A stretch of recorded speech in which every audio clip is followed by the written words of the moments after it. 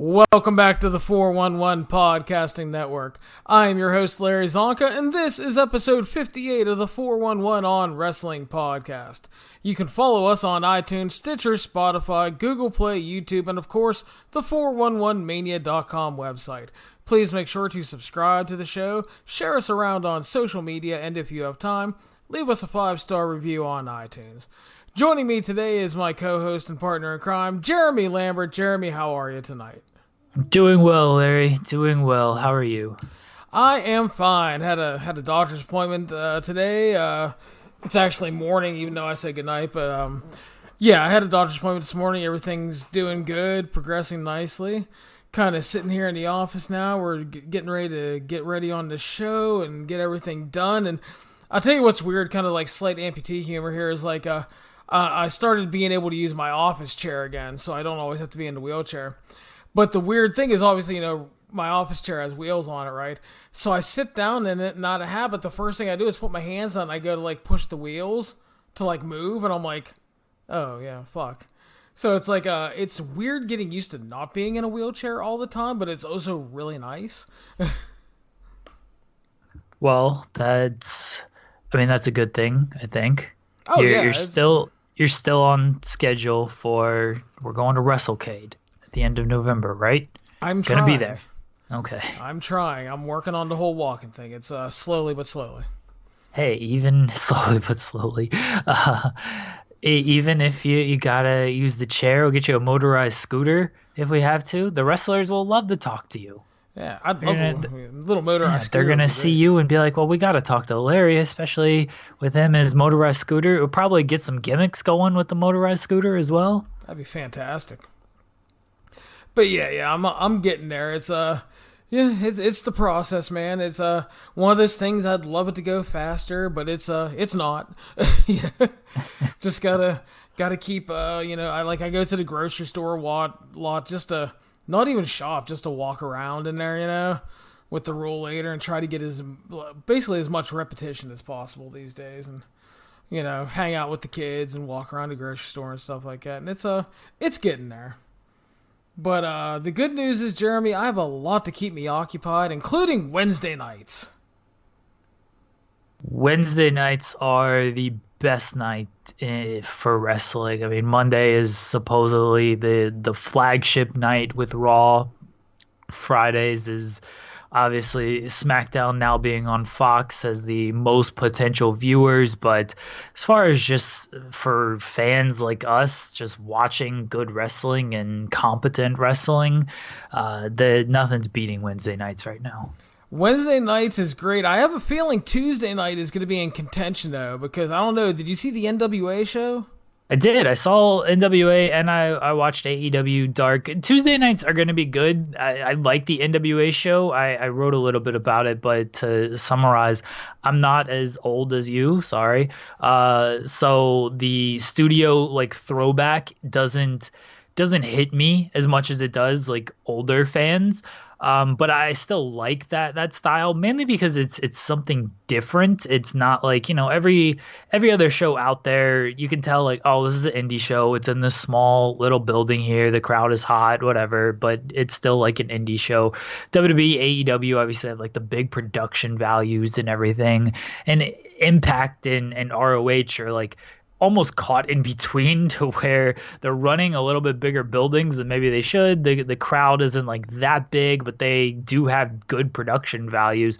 But NWA, they know their vision. They see it. It's we're going to be a studio show. We're going to run in these smaller buildings, but we're going to set it up to where you can tell that it's a studio. It's not trying to be a wrestling arena.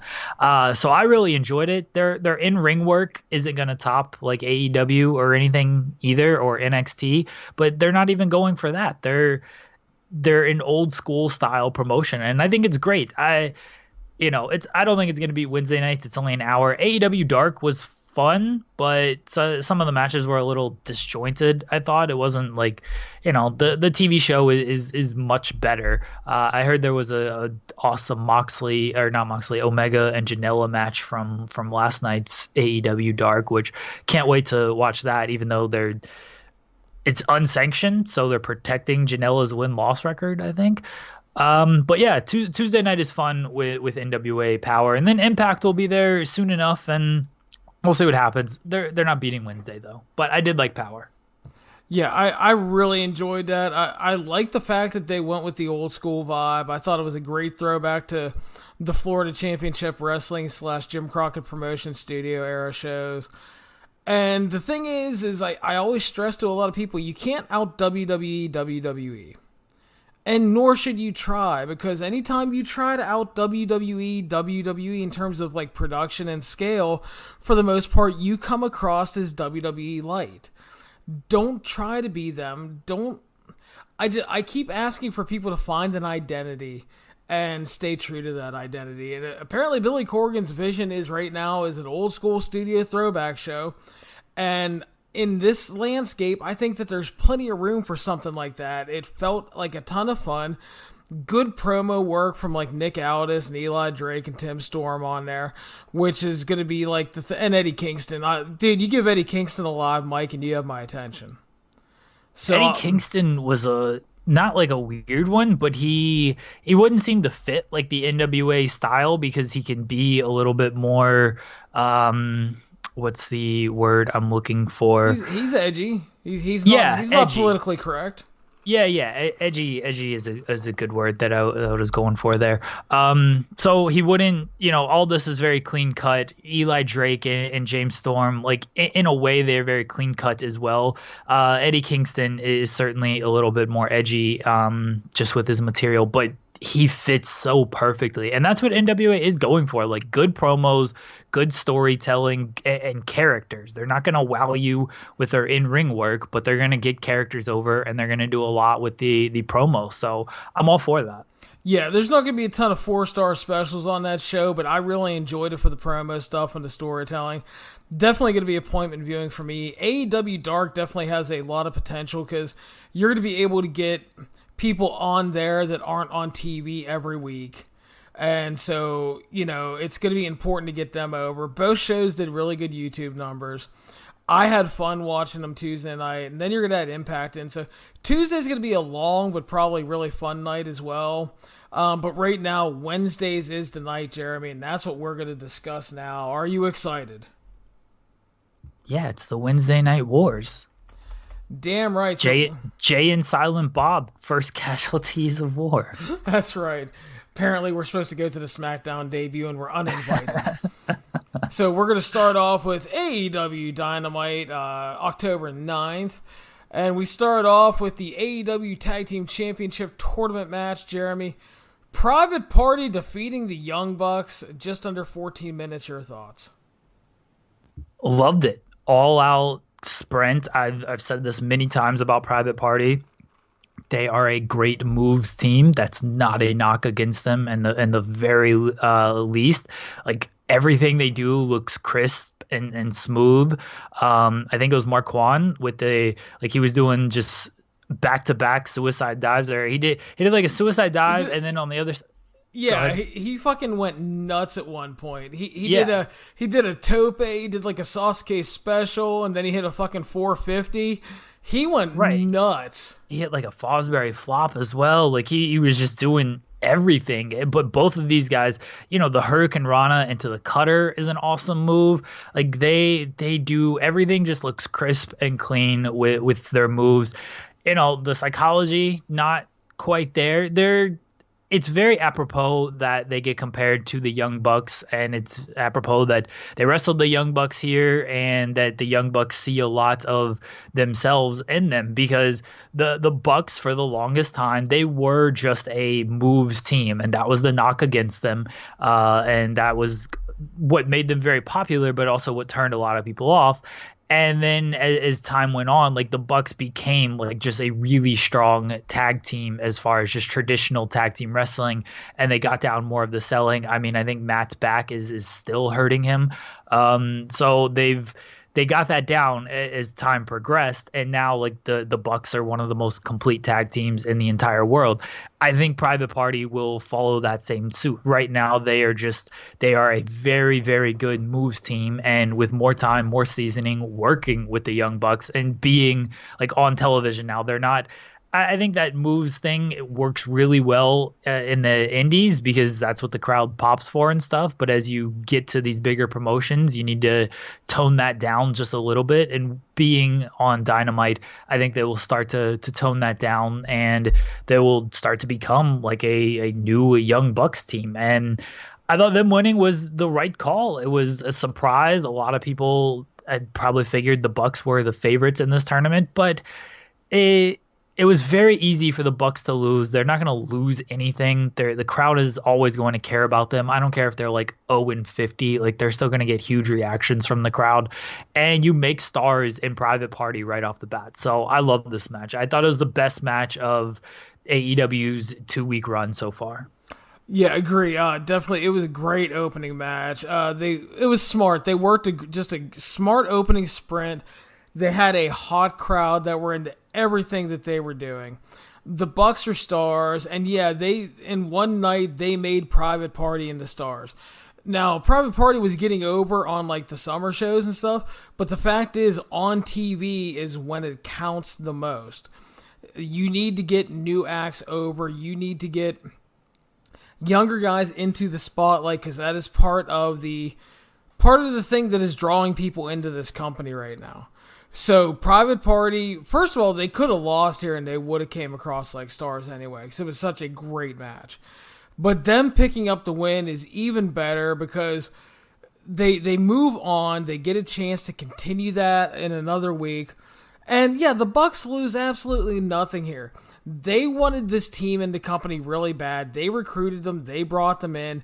They decided, listen, we're going to make these guys fucking stars. And they did it. And all I heard all fucking day was, oh, no chance the Young Bucks are losing this match. The EVPs never lose. That's all I ever hear. And pretty sure Kenny Omega hasn't like won a fucking match outside of a trios match. The Bucks, this is their third straight loss. Really, Cody is the only one that is winning. I mean, the Bucks lost the tag match. And that's perfectly fine because he's being set up for a world title match. Yeah, like the Bucks lost the ladder match, and then they lost the match last week along with Kenny. Like, yeah, really, the only EVP that is winning is Cody, which shows that he's the best at his job because he's putting himself in the best position. Yeah, but no, this was really great. I really, really enjoyed it. I agree. I think it was the best of the AEW matches so far. Just a total blast. Crowd into everything, which is another big thing, man. So just really, really good stuff. And yeah, I mean, I think it was the right move. I've seen some people that feel that the Bucks should have won because they need to protect their star power and stuff like that. And I can get that argument, but the thing is, too, is like you said, the Bucks can lose. They can afford to lose right now. They're fine. They're good enough that they can eat losses. And I think at this stage, you need to put an act like Private Party over. The Bucks and Omega and even Cody and Jericho are the 5 guys who could take losses and not be hurt in the slightest. I mean, Jericho and Cody aren't taking losses right now because one's the world champion, the other is about to challenge for the title.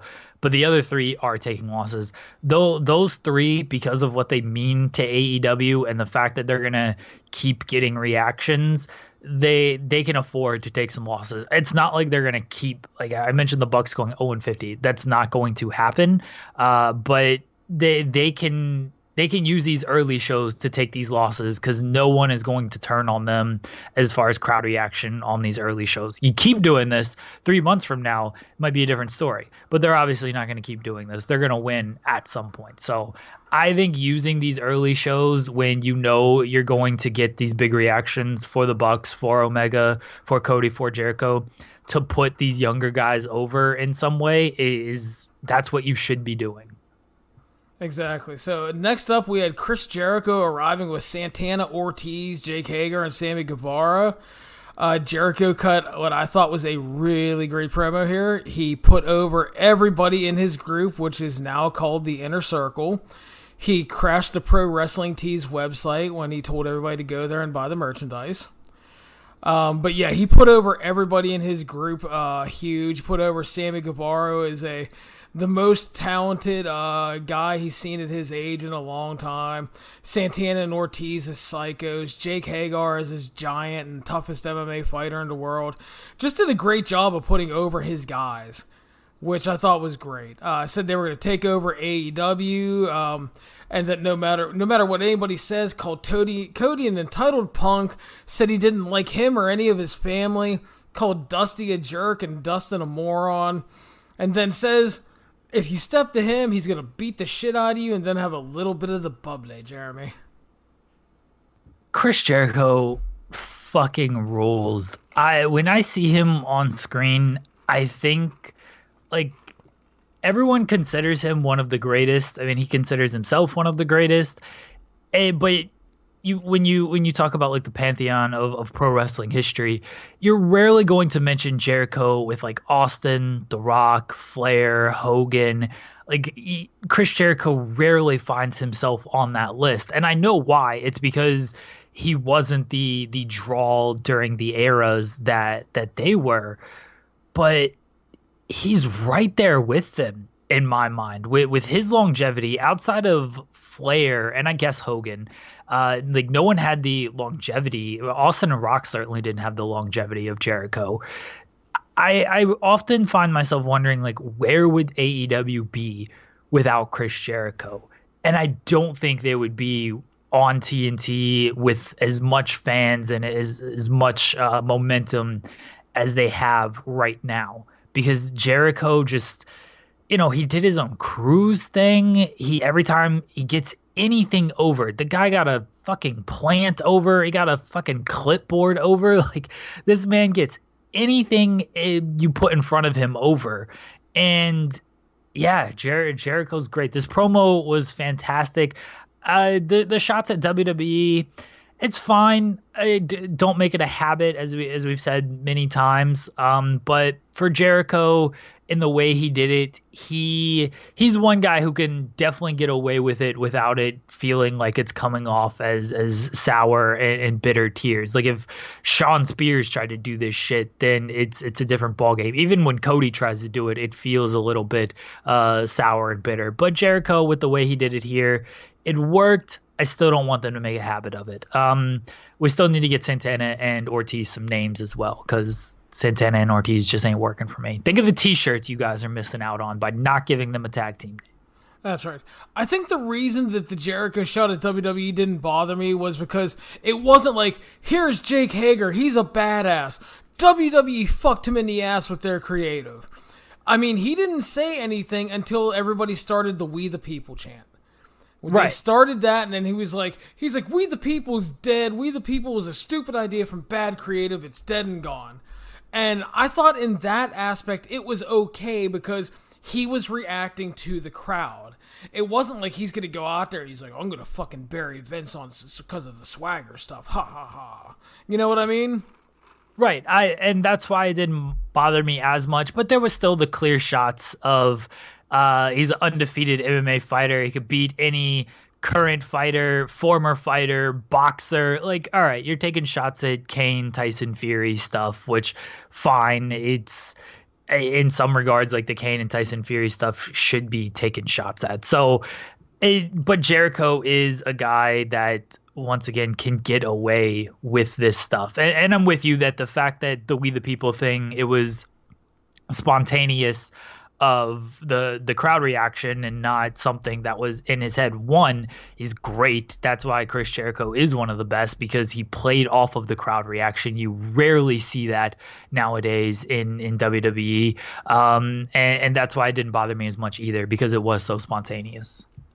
Yeah, and as far as the shots at like Kane and Fury, I think it was, I mean, yeah, it was obviously a shot, but I also think that it was more, I mean, he was really trying his all to put Swagger over, or Hagar over, you know what I mean?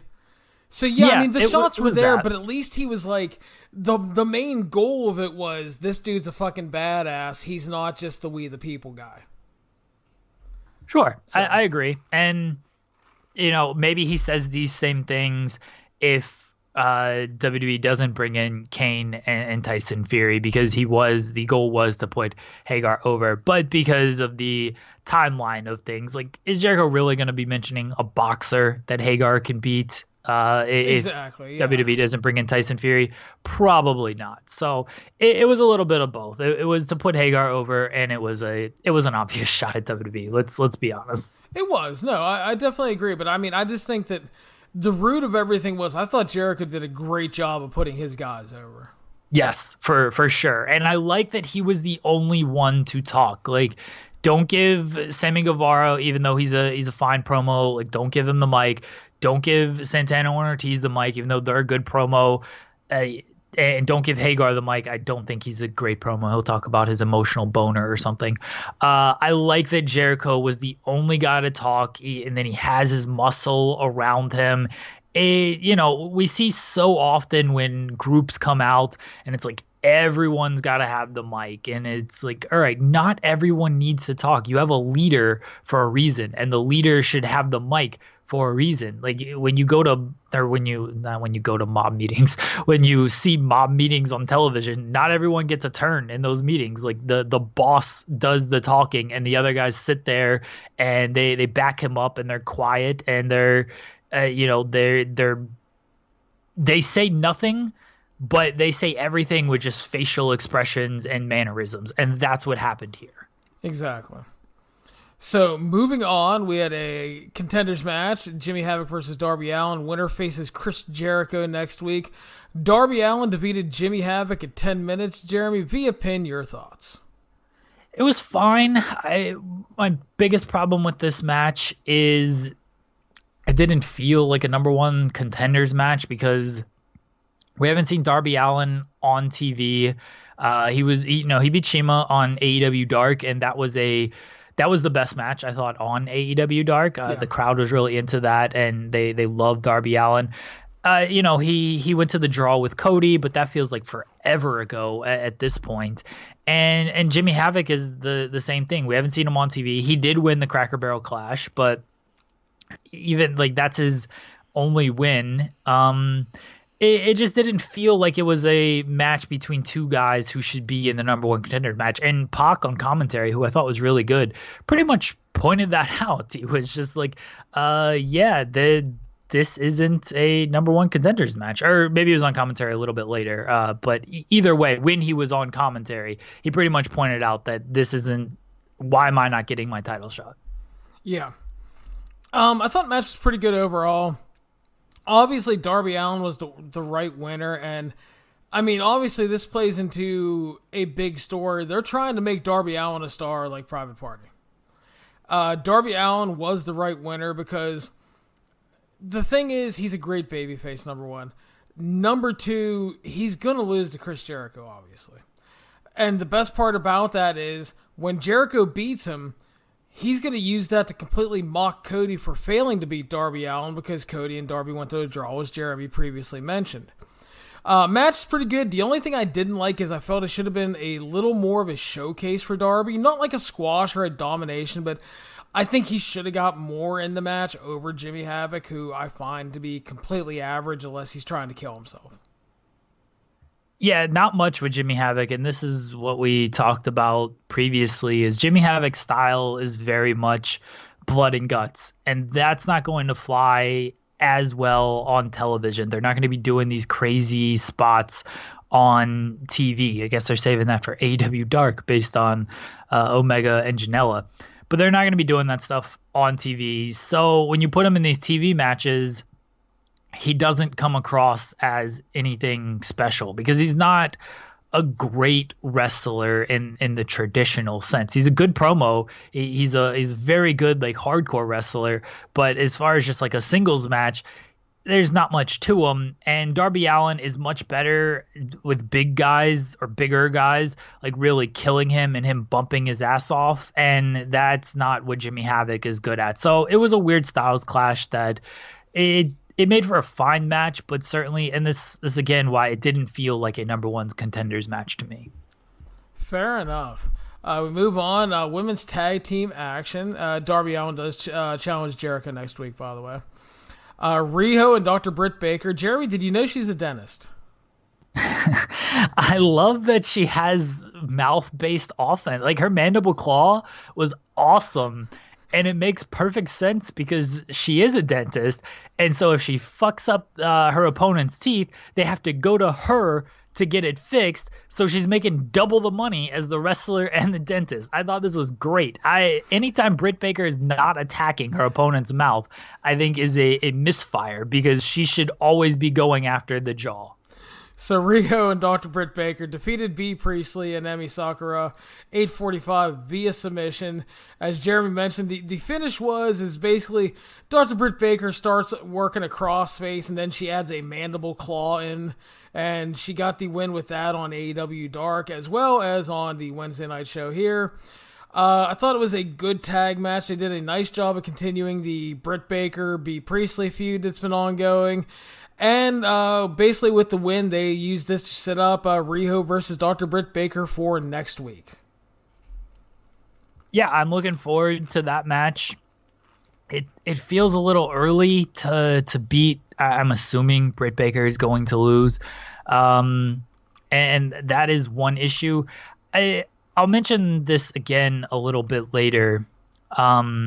I'll save it for later after the Spears and Moxley match, actually. But yeah, it feels a little bit early for the Baker Riho one-on-one match. I think you could have saved that for a little bit down the line. But Baker, the feud is obviously with Bea Priestley right now, and they're probably going to end up in a singles bout at Full Gear, and maybe Nyla Rose gets involved somehow next week to set up a rematch with her and Riho at Full Gear. So Riho and Baker was winning was certainly the right call. You're not going to have Riho's team lose 1 week after she wins the title. Two kind of complaints here. The first one is one, just the booking of the match. I don't know if Baker and Riho needed to be a team right here. I think you could have almost teamed Baker with someone else. Two was Baker and Bea.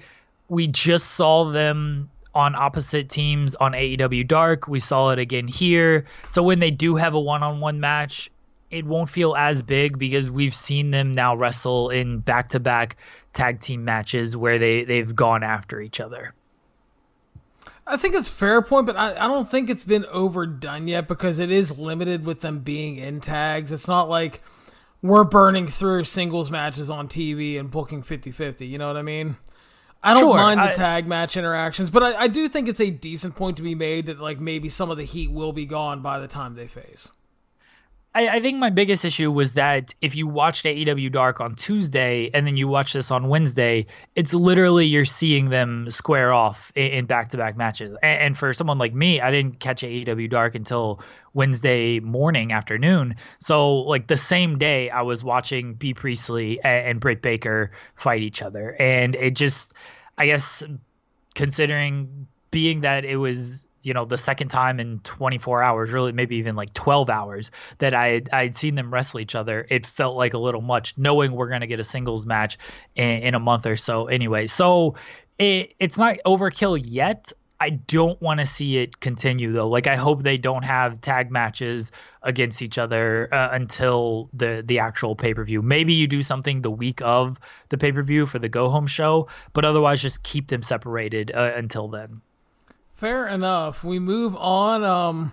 Had a best friends video package. They were in the crowd getting interviewed about the tag title tournament. They face SCU next week. Orange Cassidy was there, gave a big thumbs up. Yeah. Everybody loves Orange Cassidy. The best part of AEW Dark was the little kid dressed as Orange Cassidy. Yeah, that was great. It was amazing. So Pac joins commentary. We get Jon Moxley defeating Shawn Spears, 11:55 via pin. Thought it was a good match. I mean, Spears isn't going to wow you. And I know a lot of people everybody likes to shit on him right away. Oh, it's the fucking 10 guy. Listen, I mean, dude is a good wrestler, okay? He's not a main event guy, obviously. He's not going to be your top heel. He had a good match. Jon Moxley looked good coming off the elbow injury and surgery. He looked healthy, looked ready to go, and he was looking to kick ass. Picks up his first win on TV. I thought the Pac stuff, whatever the fuck, that's going to confuse me for life now. Anyway, his stuff on commentary was kind of limited, but what was there was really good.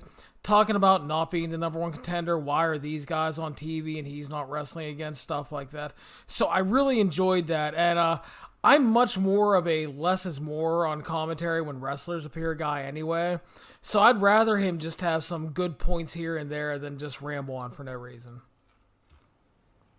I thought Pac was great on commentary as well, compared to Britt Baker last week, who she didn't say many lines, but even when she did talk, it didn't feel like it added anything. When Pac talked, it did feel like he had a point to things. As far as the match goes, it was fine. My biggest issue is with Shawn Spears and just the presentation of him. You got Orange Cassidy in the crowd, big pop, huge pop. The lights go out. People are like, oh, what's going on? I thought it was going to lead to some Dark Order nonsense. And instead it's Shawn Spears sitting there, like no reaction. I said it after All Out. This guy was a complete afterthought in that whole ordeal. He was the fifth most important guy after Cody, Tully, Arn, and MJF. Then you had... and fuck even Pharaoh, and then you had Shawn Spears, like, oh yeah, that guy, but he lost. It was the same deal here. He loses to Moxley, and he is the fifth most important guy, or maybe the fourth. My math is bad, but it's Moxley, Pac, Omega, and then it's Shawn Spears. That's who you remember once this entire segment was over. He and Tully. So he's a complete afterthought. I don't understand if you see something in Shawn Spears, and maybe they do, maybe they don't at this point, honestly. Maybe he is just a good hand. Maybe this is a political hit for him cutting Cody open with the chair because he fucked up that spot and people weren't happy with him about that. But if you see something in him, why are you booking this match? Because he's not beating Moxley. You're not having Moxley lose his first televised match. So... And this is going to be my point earlier. Some of these matches they are booking do feel a little predictable. Private Party Young Bucks was unpredictable because a lot of people thought Young Bucks are going to win. Private Party winning was still a good call, but like Darby Allin was obviously going to beat Jimmy Havoc. Moxley was obviously going to beat Shawn Spears. The main event, Dustin Rhodes was obviously going to take that pinfall to Jericho and Guevara. And even the women's tag team match, all right, what's her name? Sorry, I forgot it. Riho and Baker were not going to lose that match, and B. Priestley's partner was obviously going to take that pinfall. And I think that's a little concerning early. Is I feel like I know the result of the match before it happens, and this was a prime example of Shawn Spears had no fucking chance in this match, and I don't know why you book it if you actually see something in him. Well, that's the thing, though. I mean, maybe his role is just to be the good hand, dude. Yeah, that's fine. And that's what I said after All Out. Like, if that's his role, great. But here's my counter to that. If that's his role, you're wasting Tully Blanchard and his appearances.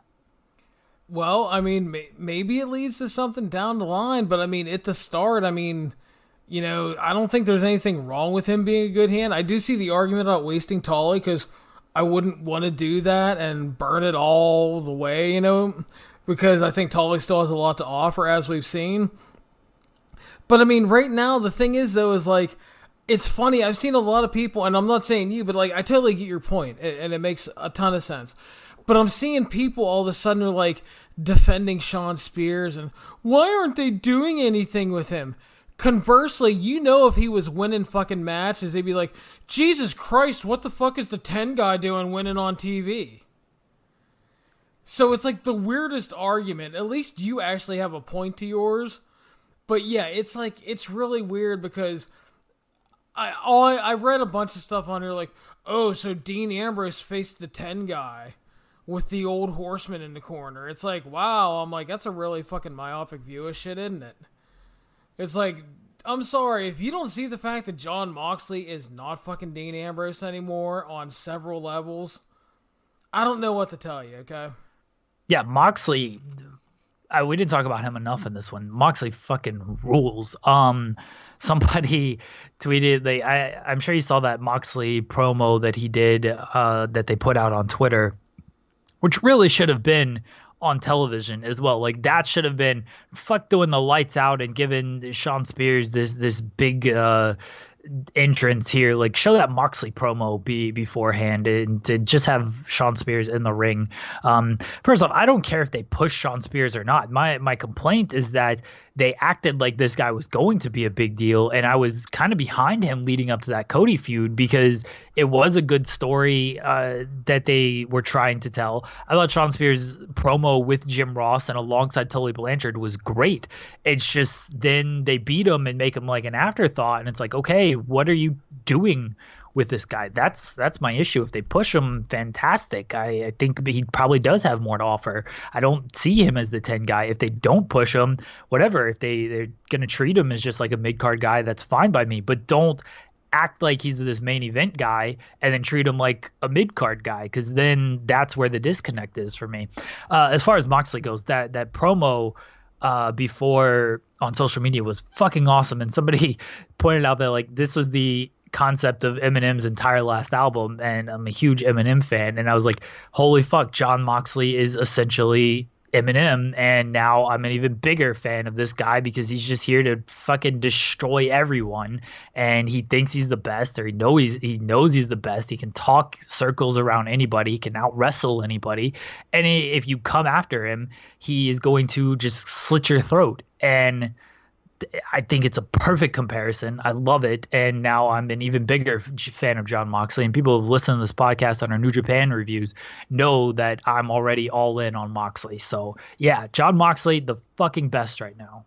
So post-match, Kenneth Omega arrived with a barbed wire bat and a barbed wire broom. Tossed the bat to Moxley. He was all ready to duke it out and fight to the death. And then Pac laid out Kenny Omega with a chair shot. Walked off, and then Moxley was like, well, fuck, I don't get to kick anybody's ass now, so he left.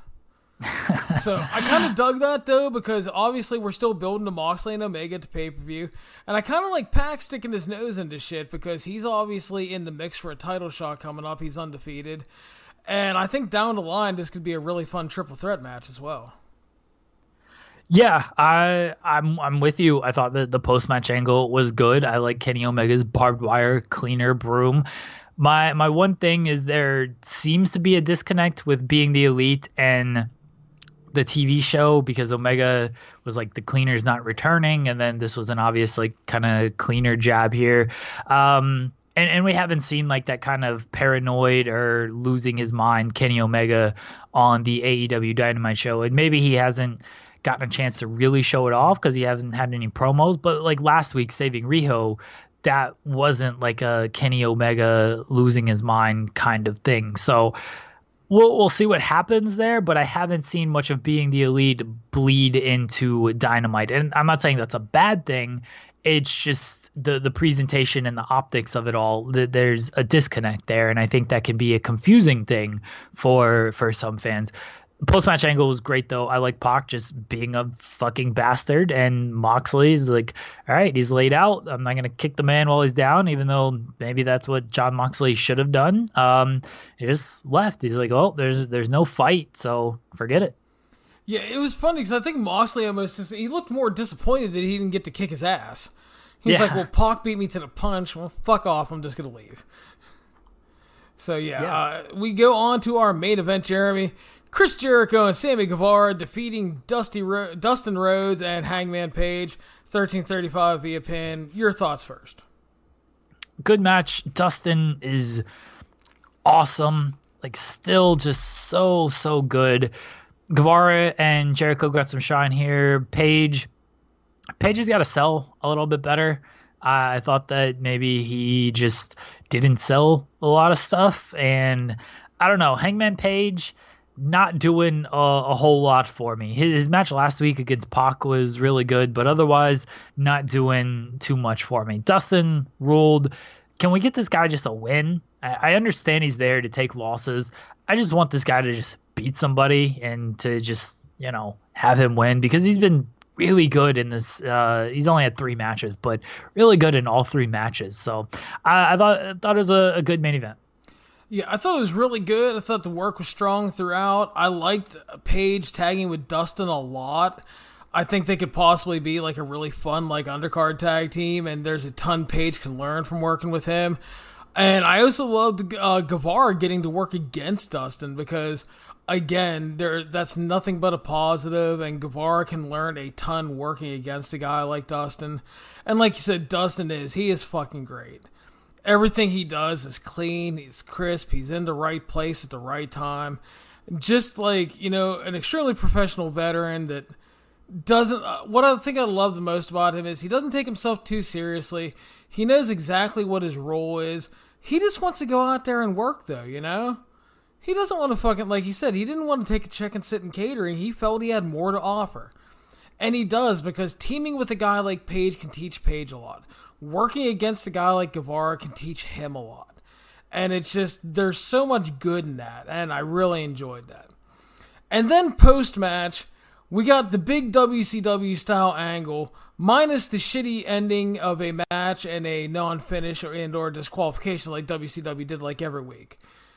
The Inner Circle beat down Dustin as Paige and Hager brawled to the floor. The lights went out.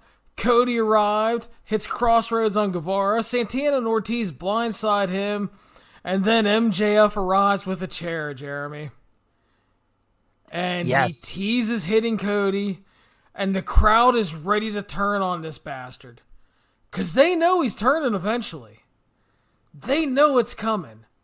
But MJF makes the save and attacks the Inner Circle with chair shots. Unfortunately for MJF, he takes too much time to celebrate. Jericho lays him out with the code breaker.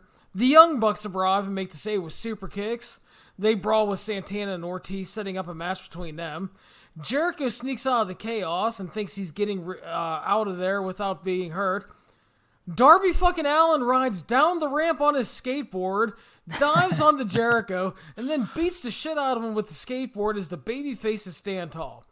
So we continued to build the Cody versus Jericho.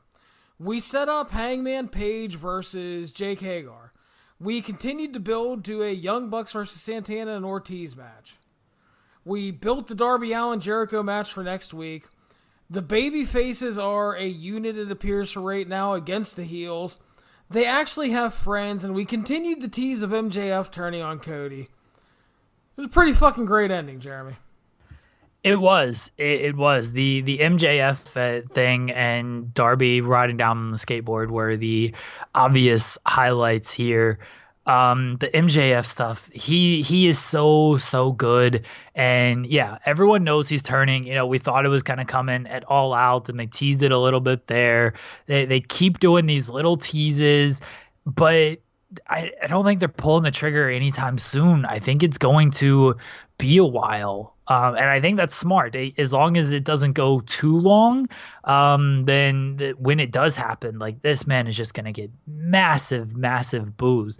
Because I think a reason why it's smart is not everyone is 100% clued in on the MJF Cody relationship, at least to the level that if you've been following the being the elites and all that for months on end, then sure, you know what's going on. If you're a new television viewer, you really don't know how good of friends MJF and Cody are, because we didn't really see it last week because MJF did not come out and save Cody or help Cody.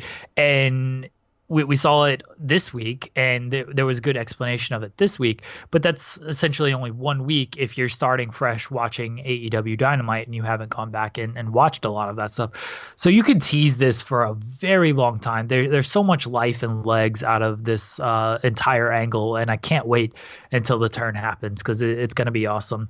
My only complaint on this is it felt very similar to last week, where guys just kept running in, and then someone stood tall at the end. And this week it was the baby faces.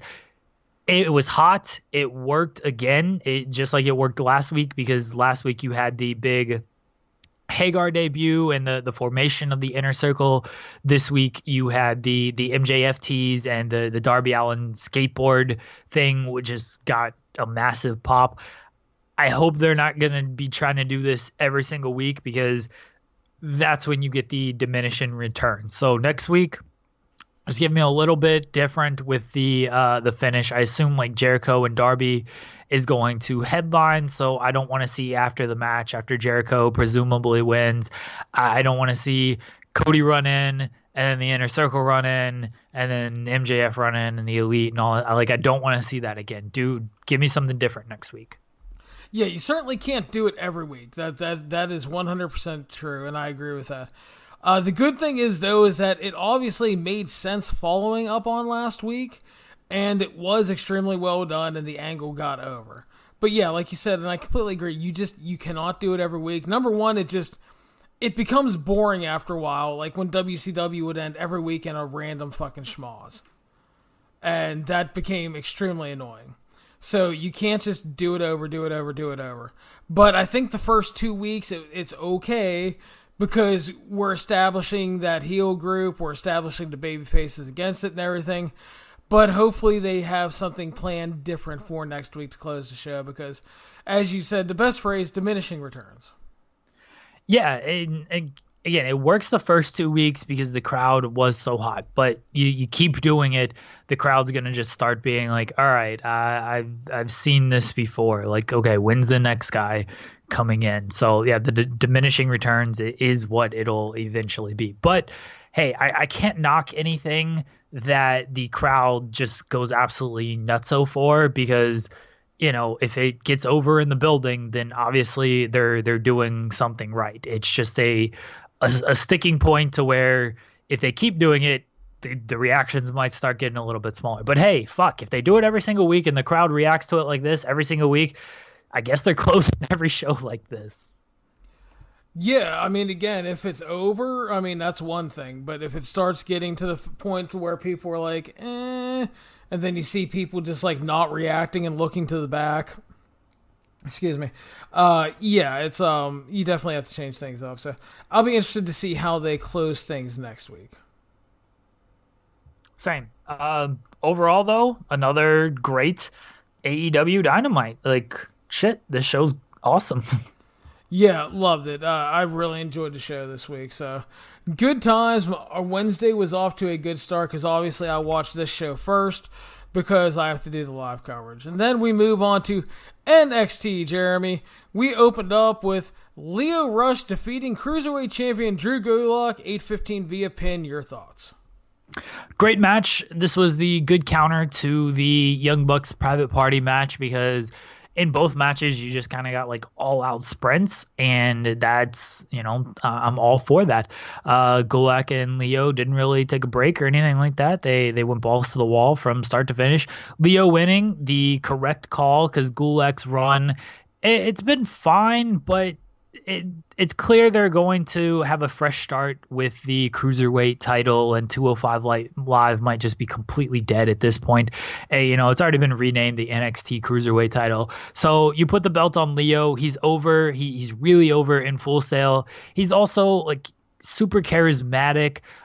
He's got the, he can do media interviews and things like that to maybe bring some more attention and eyeballs. He's got his rap career as well. So Leo winning makes sense, not only in just on a wrestling perspective, but also from a NXT business perspective. I liked Leo winning a lot. I do think it was a good call. I think the only thing I didn't enjoy about this, and I thought the match was really good, is that like him coming back, winning the number one contendership, and then winning the title so soon felt like something that could have been done over a little bit longer bit of time. It felt a little rushed to me. I think that's like a minor complaint overall, because I did like the match a lot. I think the switch to Leo is good. Be interesting to see how he's pushed going forward as the champion. He looks revitalized and ready to be back. Drew Gulak was a really good champion.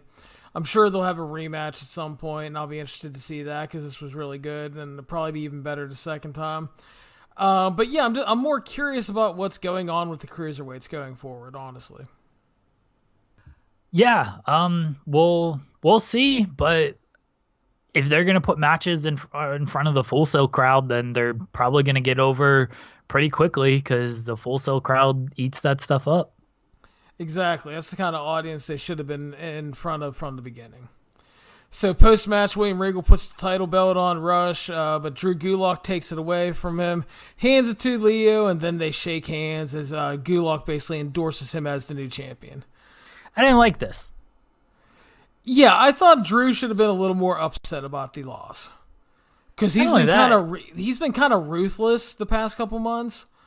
And it's just like, he lost the title and he's like, good job, little feller.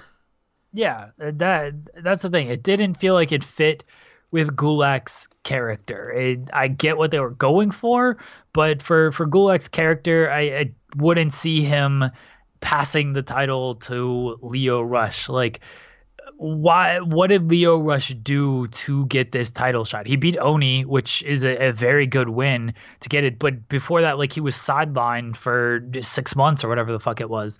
Like, Drew Gulak, the character of Drew Gulak should have been like, this dude sat on the sidelines for 4, 5, 6 months, comes back, gets one win, gets his title shot, beats me. Okay, cool.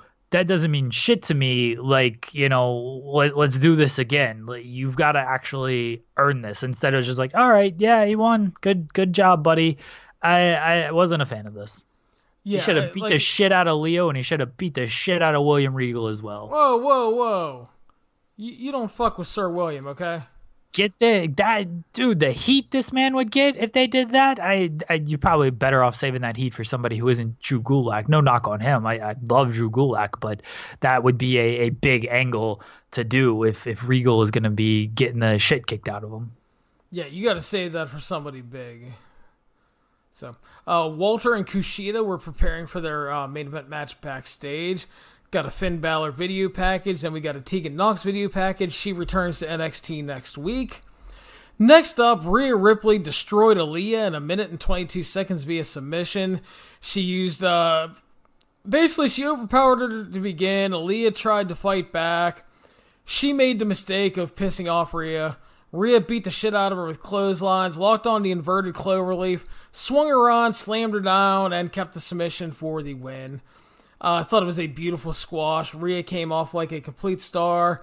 And then post-match told Shayna Baszler that she was coming for her. Jeremy, your thoughts?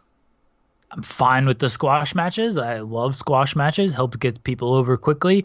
Rhea Ripley is the perfect person to do that with. And then if she's going to call Baszler, great. Give me that match. I think she is a fantastic challenger because Baszler has seemingly run through everyone. So you get Rhea in there. She's the size of Baszler. She has the attitude of Baszler. Like, she can throw hands with her, and I can't wait for them to have an actual match with an actual finish. Exactly. So, next up, Everrise was going to face the Fashion Police, but Jackson Ricker took them out, so the Forgotten Sons took their place, which led to Steve Cutler and Wesley Blake defeating Tyler Breeze and Fandango at 3 minutes via pin. It was a short, and it was actually a short and fun little match. Got some dives in there towards the end. Fandango looks really good coming back off injury, and the WCW Saturday Night Forgotten Sons pick up the win. This sucked. No, I love Breezango. Their entrance was, I guess they're just running through the entire YMCA cast here. Get the Forgotten Sons out of here, though. Honestly, they don't do anything for me. They shouldn't be beating Breezango. Like, just get these guys away. Send them to NXT UK. Send them to Evolve or some shit. Just get them out of here. Send them to Evolve would be good. Don't sully NXT UK with them. There's nothing there with them. Their name is literally the Forgotten Sons. Like, these are just forgotten guys who got together, and now they want us to like them or some shit. Like, I don't know. I don't get them. I don't think any of them are all that great. Big Match Buddy, thriving. Wesley Blake, just a dude who I couldn't pick out of a lineup. I constantly confuse him and Steve Cutler during the matches. Dude, I have no fucking idea. Like when I'm doing results and stuff and it says like the Forgotten Sons won, I'm like, all right, which two? And someone's like, well, Cutler and Blake are the two tag team guys and Riker is kind of the singles guy. I'm like, okay, which one is which? Riker is the dude that used to be Gunner, man. Sure. I remember Gunner, sort of. I have no use for any of these guys, and there's so much talent in NXT that these guys shouldn't be anything. You know, give me Breezango against Oni and Danny Burch. Like, give me that match. I feel like they may have done that recently, but give me that match. I get these Forgotten Sons goofs out of here. Fair enough. Not a fan, Jeremy, huh? No. We got the women of honor of NXT. We got a good Keith Lee video package setting up next week's rematch with Dominik Dijakovic. Can't wait. I know. Good stuff. They're gonna piss off the internet by doing top rope destroyers for a 2 count. I know. Oh, you know what cracks me up is watching like main roster WWE guys bitch about NXT. It's like, get the fuck over yourself. You're just upset because people are talking about them. It was like one of the fucking Revival were like, oh, so now we're doing top rope destroyers like a fucking hip toss, huh? It's like, oh, Jesus Christ, dude. You used to be so much fun before you came jaded and hung out with Shane on TV and shit. I don't know how much they're working at gimmick or how much they believe this stuff. Because, I mean, you watch those Revival American Alpha and DIY matches, and they were kicking out of some nutso shit as well. So I think they're mainly just bitter that they can't do shit like that anymore, and they're reduced to 5-minute tag matches if they're on the show at all. Well, that's fair enough if they're upset about that, no doubt. But I'm sure they wouldn't mind taking a trip down to NXT and having a fun match. Yeah, they'd probably love it. Seriously, send a Revival down there and let them have a match with Oni and Danny Burch. I'm all over that. Anyway, I'm for that. 100% for that. Next up, Cameron Grimes defeated Boa in 6 seconds with the running double stomp. Fantastic. Yeah. Cameron Grimes in his hat. Fucking love Cameron Grimes. I know people are like pissed at his hat and they're like, what's Cameron Grimes supposed to be? I don't know. He's a fucking cowboy magician with a badass hat who just runs through people. Hey, I'm all for 6-second double stomp wins. So then after the match, Killian Dane attacked, took out Grimes and hit a Vader bomb on Boa, then slammed him onto the commentary table. Guess we're building for a Cameron Grimes Killian Dane match, which could be all kinds of fun. Yeah, Cameron Grimes, Killian Dane. I'm for that. Boa, whatever. He got squashed. Who cares? Yeah, Cameron Grimes and Killian Dane. Put the belt on Cameron Grimes. So Damian Priest then cut a really good pre-tape video dealie on Pete Dunne, setting up their match for next week. This was well done video package, just like the Keith Lee one. Yep, I like NXT's use of video package. This is something I complained about with AEW last week, and it was the same thing this week. I didn't think AEW was strong in the video package department. They did the Best Friends one, which was kind of awkward, and Orange Cassidy got the biggest pop of the entire thing, and he's not even in the tournament. I didn't think AEW did enough to push the tag team title tournament for next week. Like, you've got Lucha Bros against Jurassic Express, and that wasn't really mentioned. Like, if you haven't watched the show, you don't really know who Jurassic Express is, and the Lucha Bros are just guys who were brawling with SCU, and they're not even facing them. And like, SCU weren't even mentioned or anything on the show this week. There was no video package. So I like that NXT is using these video packages to put over talent who is basically like, hey, these are the guys you're going to see next week. This is what matters. Like, this is why you should be interested in this match. I really like that. Exactly. It's a very simple thing to do, but something that gets overlooked all too often in wrestling. Yeah.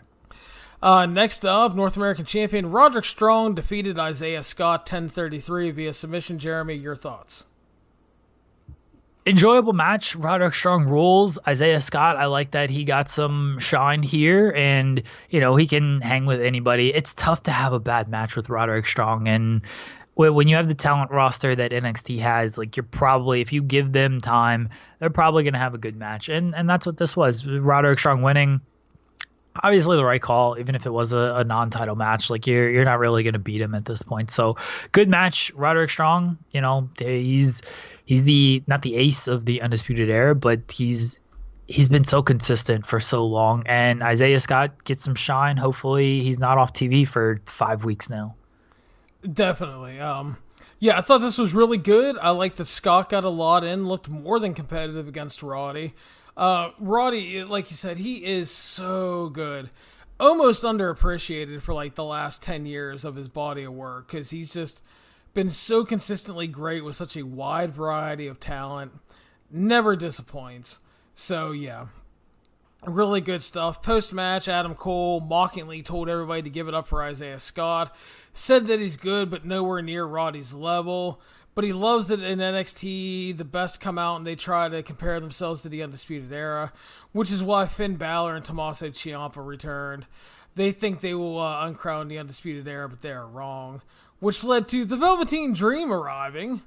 Said that the reality is that the Undisputed Era, some of you are great. Roderick Strong, follow the dream, or he should allow the dream to show you what a rivalry really is. Then he showed the photo of Roddy posing on the couch naked with the belt. They're setting up a match in 2 weeks, the big rematch between them. Dream says when he strips him of the title, the world will see that you really don't measure up. And then he showed the same photo without the belt in a very tiny blurred out area. Because you see, Roderick Strong allegedly has a small penis, Jeremy. That's that subtle Vince McMahon style humor. Was this stupid? Yes. Did it work because it's the Velveteen Dream? Yeah. Also, yes. Anyone else tries to do this dumb shit, and it's exactly that. It's dumb shit. But because it's Velveteen Dream, and like, he would be the guy who like Photoshop. I mean, dude, we saw this guy change the words to the national anthem and sing it and shit. Like, this guy, that's who he is. So it worked. I don't know if you saw it on Twitter. Marina Shafir tweeted like, oh, this is us after our honeymoon, and she was in a wheelchair. So she's like, just saying. It worked for me. It was completely corny, but Velveteen Dream can pull it off. I would venture to say 99% of the roster could not. Velveteen Dream is certainly the 1% that it's like, all right, this guy could do it. In case you missed it, Roderick Strong has a small dick, Jeremy. Just letting you know. No, it was fine. I chuckled because it was Velveteen Dream. It felt like a very main roster Vince segment, but I did chuckle. I'm not going to lie. I would be totally lying if I said I didn't. But it does kind of work because Dream makes a lot of stuff work that really shouldn't. And it's like and I'm not saying he's in the same league. Please don't misconstrue this, but like, you look back on some of the shit The Rock was able to get over, and it's amazing what you can get over when you have good delivery and charisma. So that's a good comparison. I know you're not saying they're in the same league, and maybe people might be mad at you for even like thinking that way, but it is a good comparison of like The Rock, the STD shit with Baron Corbin. Is that really funny? Like, like if Seth Rollins tries to call Baron Corbin an STD, are we like rolling rolling on the floor laughing, whatever the saying is? Like, no, we're like, this is really fucking stupid. Like, why is Seth Rollins saying this? But it's The Rock, and he says it, and it's like, this is the funniest shit ever. Like, The Rock fucking rules. It's the same thing with Velveteen Dream, where if Johnny Gargano tries to say like, yeah, Roderick Strong has a tiny penis, you're like, why is Johnny Gargano doing bad photoshops? Like, what's going on here? But Velveteen Dream, because of his delivery, because of his character, it's like, this is fucking hilarious. So they chose the right guy to do this with. They try to do this with literally anybody else. It's probably not working. And it's all about, it's all about character and how defined those characters are. And much like The Rock, Velveteen Dream is defined in that way. Exactly. So Tommaso Ciampa arrived, sat in the ring and told everybody, he told Goldie that Daddy's coming home. He wants his belt back. This fucking rule. Real quick, I know we get it, Kathy Kelly. I talked about Moxley and like how awesome he is. I thought Ciampa was on that same level with this. He just comes out, he's got his chair, he's got his crutch, and he just fucking, Undisputed Era runs away. He sits down. He says, Goldie, Daddy's home. Crowd goes absolutely nuts. Undisputed Era is like, well, let's go after this guy. And Adam Cole's like, no, this guy's a fucking psycho. Like, we're not going to go after him right now. Let's wait a little while. Ciampa was such a huge star. He said 3 words, but just everything he did with his mannerisms and his body language and whatnot, and just Undisputed Era reacting to him in a way where they were like deathly afraid of this guy coming off neck surgery with a crutch and stuff. Like, Ciampa was such a star here. I loved this. I completely loved it. And again, that's you talk about we talk about guys getting over on charisma and delivery and look and stuff like that. And like you said, he just came out looking like a badass, sat down and said, Goldie, Daddy's home. And that was it. But he looked like the baddest motherfucker in the room. And again, Undisputed Era sold it really well, which is the key. Because you have to look at things like that. If they don't sell it like worth a shit, it doesn't mean anything at all. You go back to when Foley was feuding with Triple H. And he comes out in the Mankind mask and he's talking about how, you beat Mankind and you did this. And he's like, and now Mankind's not going to be one to face you. And he takes off the mask and opens up the dress shirt and he has the Cactus Jack shirt on. He's like, it's going to be Cactus Jack.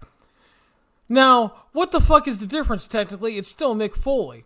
But Triple H sells that moment like he's seen a fucking ghost because of the legend of Cactus Jack, which is why that angle works. So I'm just using that to kind of go back to this, to where if Undisputed doesn't sell this and they just laugh and run to the ring and beat the shit out of them, it doesn't work worth a goddamn. Yeah, exactly. But this was so good. And yeah, Undisputed Era selling it as being like afraid of this guy obviously made Ciampa feel like an even bigger deal. But just the crowd reaction and the way he carries himself, I really, really loved this segment. Yeah. So backstage, Kathy Kelly was waiting for Tommaso Ciampa. Angel Garza arrived, tried to talk to her. She ignored him. He was shocked that Kathy Kelly would actually wait to talk to Ciampa. He started ranting in Spanish. Ciampa arrives, punched him in the face. Kathy asked him what Garza was trying to say, and Ciampa was basically like, I have no idea. Fucking. It was funny. It was, almost Austin-esque, where he's a badass in the ring, then he just goes backstage and he has that kind of dry delivery. Like, I don't know what he's doing. So it worked for me. And Angel Garza hitting on Kathy Kelly, I guess that's what he's doing. I don't know what he was saying either. But can't blame the guy. No. And that sets up a match for next week. That's going to fucking rule if they give it some time. Hell yeah. Next up, Bianca Belair defeated Dakota Kai 6 minutes 40 seconds via pin. I thought this was a pretty good match overall, but I absolutely hated the booking of this. Dakota Kai just came back. She had a natural story to build to with Shayna Baszler. Belair has already failed against Baszler multiple times. And it felt like a misstep. It felt like they just wanted to have a heel, which Bianca isn't exactly a straight up heel. Although she was heavily heel here. They wanted her, I guess, to face Rhea Ripley, which they set up post-match. But I really feel that, you kind of ruined the natural story you had with Dakota Kai here, because the Shayna Baszler reign of terror all started when she, quote-unquote, broke Dakota Kai's arm. Yeah, I'm with you. I don't think this booking made sense. it was unnecessary. Not that Dakota Kai, I don't think Dakota Kai should have lost, but I also don't think Bianca Belair should have lost either. And so don't book this match. Because Bianca's been losing a lot lately, and you can't have her just keep taking these losses. And at the same time, Dakota Kai, she just came back. It seems like she's got the feud with Shayna Baszler right there, so she shouldn't be taking losses either. So simple solution is just don't book this match. You've got plenty of women. Book Dakota Kai against Chelsea Green or somebody. Book Bianca Belair against Chelsea Green. Chelsea Green can take a loss. I almost feel like Bianca might be main roster bound because I don't know what else she has to do in NXT. I guess they'll get the Rhea Ripley match, and then like Bianca's probably going to lose that one because Rhea Ripley is going to be the challenger, not Bianca. And then there's just not much else for her to do. Dakota Kai, I think you can make this work if it's just a bigger part of the story of she's back, but she's not all the way back. Like she can't even beat Bianca Belair right now. She still has to rehab herself a little bit. But at the same time, this is why you just book her against a weaker opponent and have her win. And then you gradually upgrade her to the bigger opponent. But there can still be some salvage. You can still salvage the Dakota Kai, Shayna Baszler thing, and Dakota Kai's long-term story, which I hope they're telling a more long-term story here because short-term, this did nothing for her. Yeah, so I wasn't a fan of that, but they're setting up Bianca versus Rhea Ripley, it appears. Got a really good Dominik Dijakovic video package, hyping up the match with Keith Lee, similar to the Keith Lee video package. Thought it was, again, really good. Setting up for next week's match, and I am hyped because these guys are 1-1-1 overall. I mean, I can't fucking wait for Dijakovic and Lee. Yeah. And then we got a Pete Dunne video package, hyping up the Damian Priest match next week. Thought it was really good again as well. Again, hammering home these videos to set up the matches for next week that are not only valuable, but very well done. Yep. And that led to our main event, Jeremy. Walter defeating Kushida 13-15 via pin. I go to you first for your thoughts, sir. I was worried because like the match didn't start until about 10 till. And so I was like, oh, this is going to be like an 8-minute, maybe 9-minute match. And that's it. And okay, Walter Kushida 8-9 minutes is still going to be pretty awesome, but we deserve more. Like Walter Kushida should have a longer match. And then they had the overrun, and so it ended up being like 14-15 minutes or something, and it fucking ruled. I mean, it's Walter against Kushida. You give them 12 to 15 minutes, they're most likely going to have a very good match, and this was a very good match. This was up there with Bucks and Private Party for me. You flip a coin on which show or on which match you enjoyed more, because I thought they were about on equal footing. They were both great. Kushida winning or Kushida losing, right call. I don't know if you can really beat Walter. I did like and I hope it turns into something when Kushida had the hoverboard lock on and Walter had like the single tap, but the ref was out of position. And then he broke the hold. I hope that goes somewhere because you can tell a story with that of, he had Walter beat. It's just the ref fucked up, was out of position, but Walter clearly tapped right here. And Mauro kind of mentioned it, or Nigel kind of mentioned that, oh, he tapped. And then it was like, no, he didn't. It's almost like the Chael Sonnen tap where you get the guy, where you do the single tap so the guy releases the hold a little bit and then you can break out of it. And that's kind of what Walter was doing. And I hope that they go back to that. If they don't, I think it's a missed opportunity. But as far as the overall match, it was great. It was Walter and Kushida for 12 to 15 minutes. It's going to be great. I agree. I really hope that they explore that because that's a cool story they could potentially tell. I thought the match was great as well. It started a little slow in the first couple minutes, and then all of a sudden it just kept getting intense and getting better and better as it went on. I thought the home stretch was excellent. They had a hot crowd with them. Just a great match overall. Walter ends up killing Kushida with a ripcord lariat to put him away. Yeah, really, really enjoyed this. Great match. Like you said, depending on style and what you like more, you can flip a coin with this and the Bucks versus Private Party. I had them rated the same. I thought they were both great. I enjoyed the hell out of both of them for different reasons. Imperium celebrates with Walter and Jeremy set for next week. Tegan Knox in action. Keith Lee versus Dijakovic. Ciampa versus Garza. And Damian Priest versus Pete Dunne. So we have a pretty interesting slate set up for next week.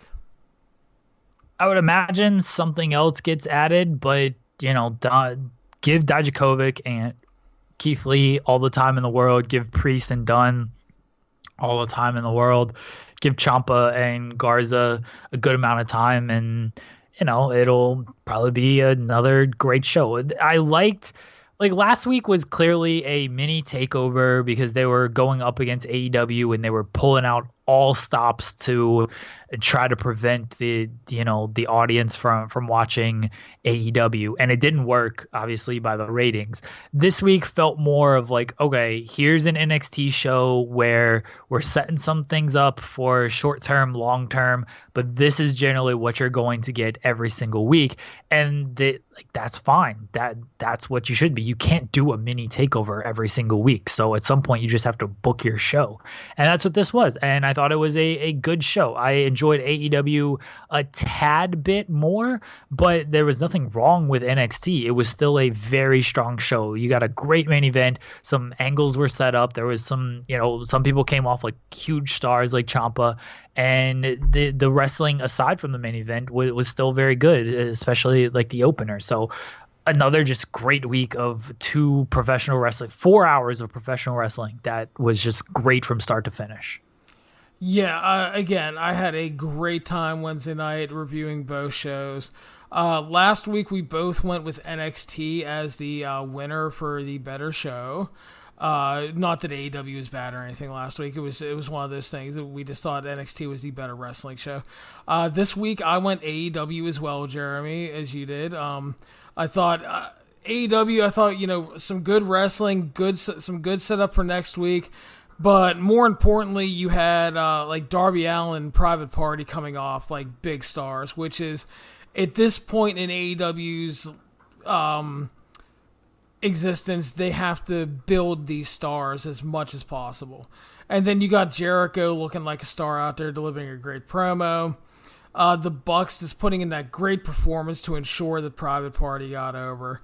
And just the overall feel of the show is it's so exciting. The show flies by for me. I never look at the clock, and it's never one of those Raw scenarios where you look at Raw halfway through and you're like, Christ, I still have 90 minutes left. I looked at the clock at one point for AEW, and it was like 9:40, and we were getting close to the main event, and I was like, shit. So, yeah. So I'm going to AEW this week. Enjoyed it a little bit more. Thought it was a really strong show. But overall, Wednesday, great night of action again. The ratings are going to be really interesting this week, Jeremy, because, again, we have baseball competition. And then you had the simulcast of AEW on TNT and True TV. So it'll be interesting to see how many combined viewers maybe they do. Be interesting to see the baseball audience. And, again, the demographic breakdown will be fascinating, as it was last week, I think. It was on True TV as well? Yes. Oh, okay. They had it on True TV because if the one baseball game went long, they were going to have to switch over and all kind of bullshit from TBS or something. So they had that as a contingency.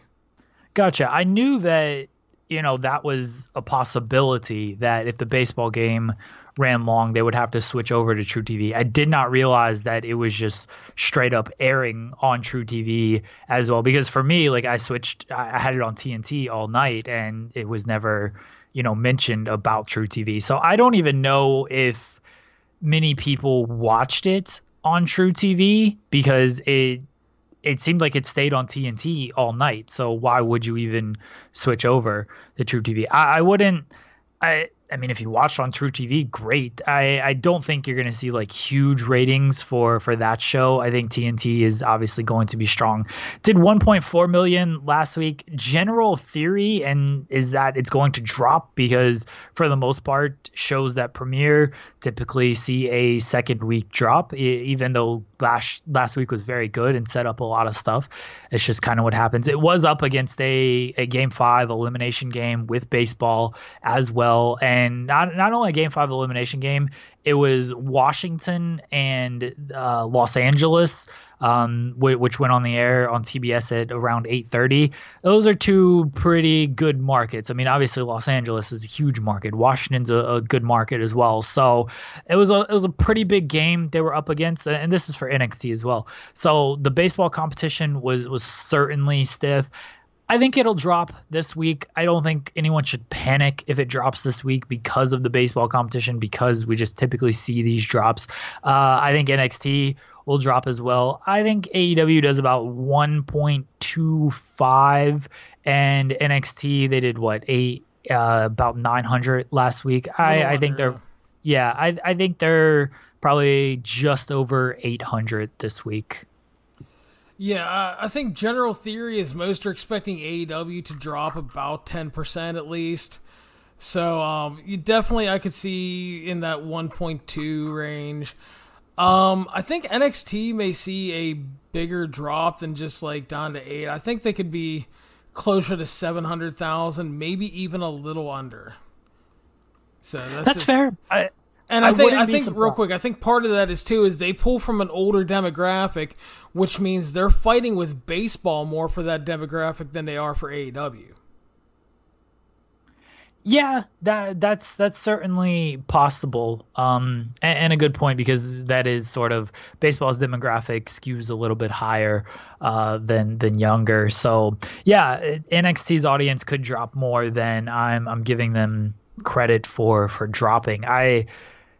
That wouldn't be good for NXT. I think because AEW beat them by almost 500,000 viewers the first week, and like if they keep beating them by more and more viewers, it's not a good look for them. And so there are certainly other factors, but at some point NXT's got to gain viewers and make up some ground here, because if they're both just going to keep dropping, that's not good. But as WWE said in their statement last week, it is a marathon and not a one-night sprint, and I think the December stuff will matter more, especially with baseball going on. And I think baseball helps AEW more because they are promoting AEW on these baseball broadcasts. USA is,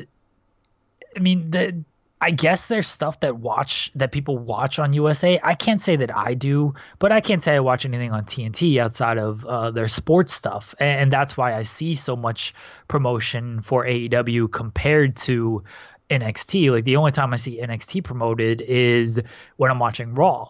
Meanwhile, I see AEW promoted when I'm watching these baseball games on TBS, because they're on TBS. And so I think that helps, and I think it'll help AEW in the fall when basketball starts up, because you're going to see these promos for AEW during basketball. And USA, I don't know, what do people watch on USA that they're going to promote AEW or NXT? I don't know. I mean, I watch a lot of like NCIS reruns and Law and Order reruns and Chicago PD reruns, but like, do you see? No, NXT I was going to say commercials? I don't see WWE commercials at all during those shows. Like, every once in a while. It's rare, but I'll tell you what. I will tell you that if I'm watching TNT between like 3 a.m. and 7 a.m., because I'm up a lot at night and I'm watching like reruns of fucking NCIS New Orleans, AEW commercials all over the fucking place. TNT is all in. They're constantly showing commercials. Yeah, I don't watch TNT, TBS, Turner outside. Really, I don't watch any live TV outside of sporting events, so I don't see a whole lot of commercials anyway. But that's the audience that Turner is looking for, where I think there's a reason why WWE and NXT skew older, because that's probably what people are watching on USA Network. Like, you're just watching reruns of all these shows. I don't know what USA really has. Temptation Island, can't wait for that fucking show to start. But I don't know what USA has that you're watching that. I think it's a misstep if Temptation Island, which I will watch on DVR, there should be NXT promos during that. There should, like, I don't see even, but I watched the first few seasons of Temptation Island, or I guess it's only been one, but I watched the first season of Temptation Island, and there was like no Raw or SmackDown promos during.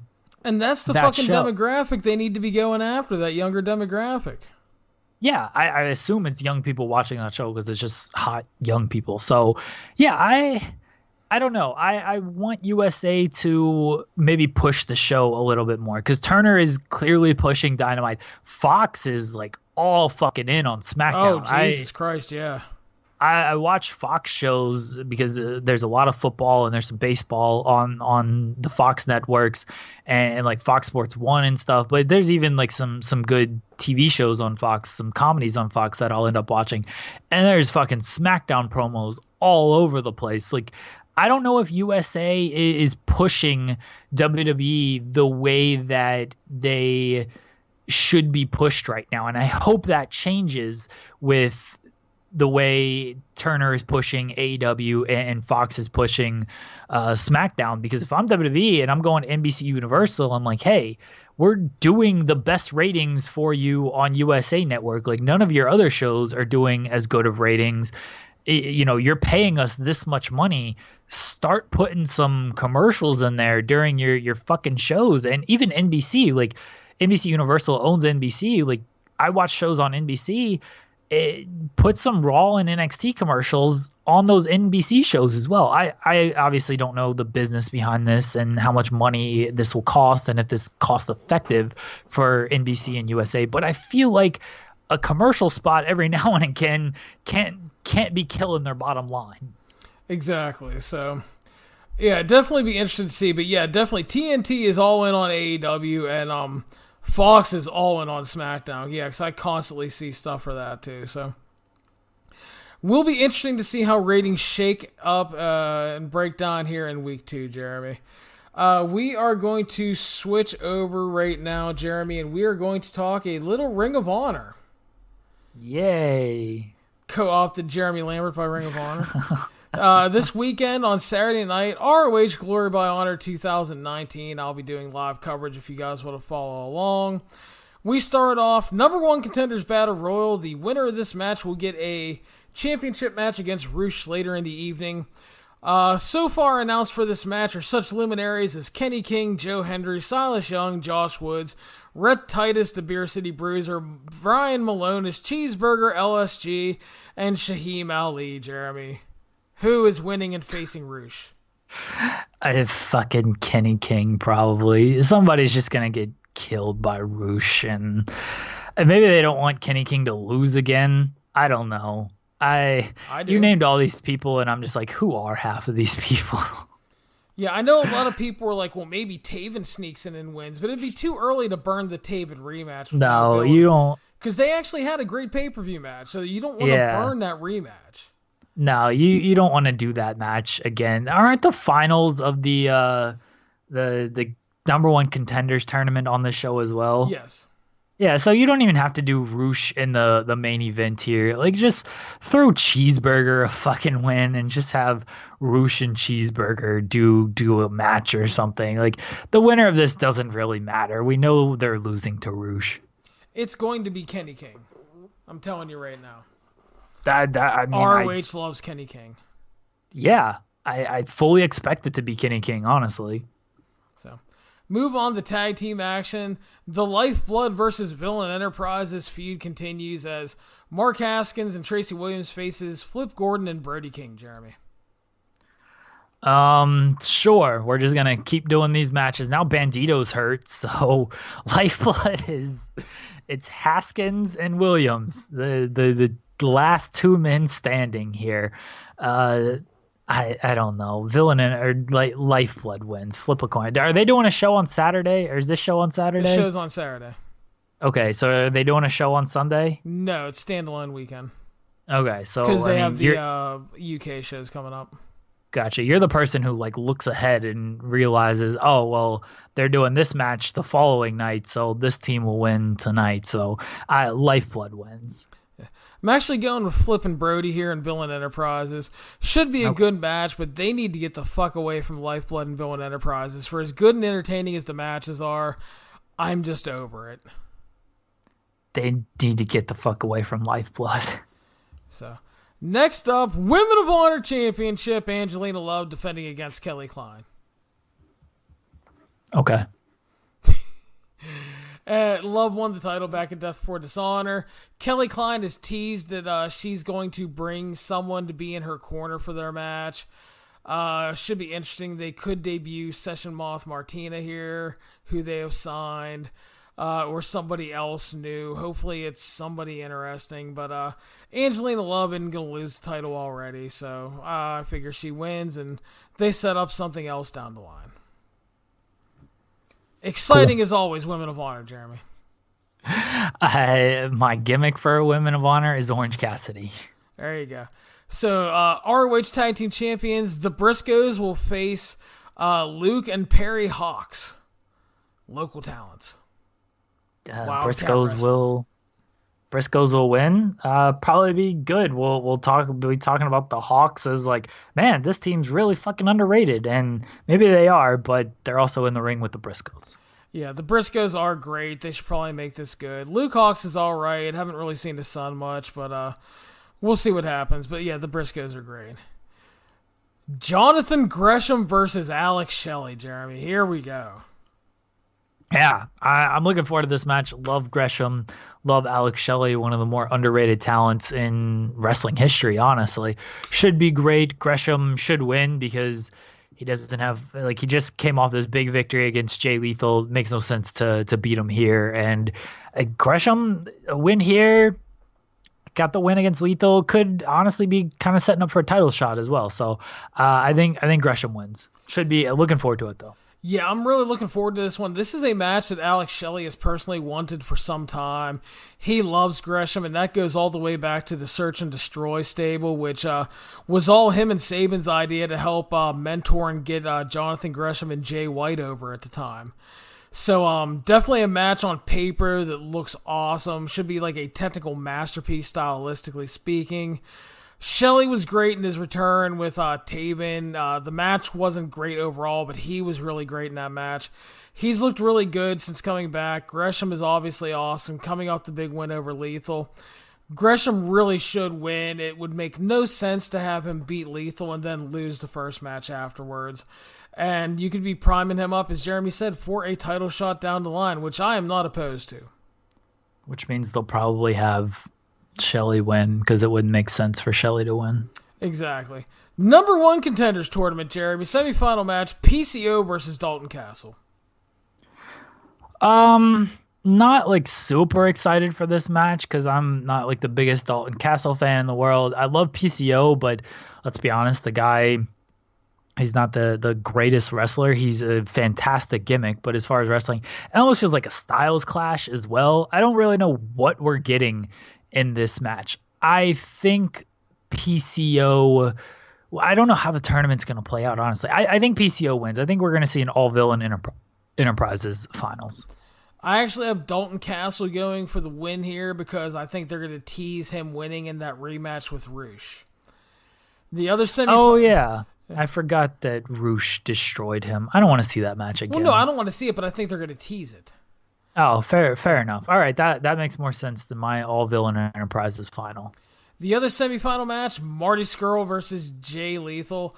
I really like this one, and along with Grissom and Shelley, I think it'll be one of the best matches on the card. They've worked together really well in the past, so I'm excited. On the surface, it feels like Lethal wins because Marty's contract is coming up in November. But there is word that he's getting a big offer to stay, and there is word that he may have signed an extension to work through Final Battle weekend. So I think that with that being the case, I'm actually going to go Marty Scurll over Jay Lethal here. Yeah, I think Marty wins as well. And I mean, I said Villain Enterprise final. I think Marty ends up winning this tournament, and I'm looking forward to this match, by the way. It's Marty Scurll, Jay Lethal. It should be really good. And his contract is up in November, but we've seen a lot of times with ROH that, we saw it just last year with Cody, where it seems like they have enough goodwill with the performers that they're willing to stick it out and work some final dates, especially Final Battle. Like, that's probably going to be a good payoff for Marty if he ends up doing this.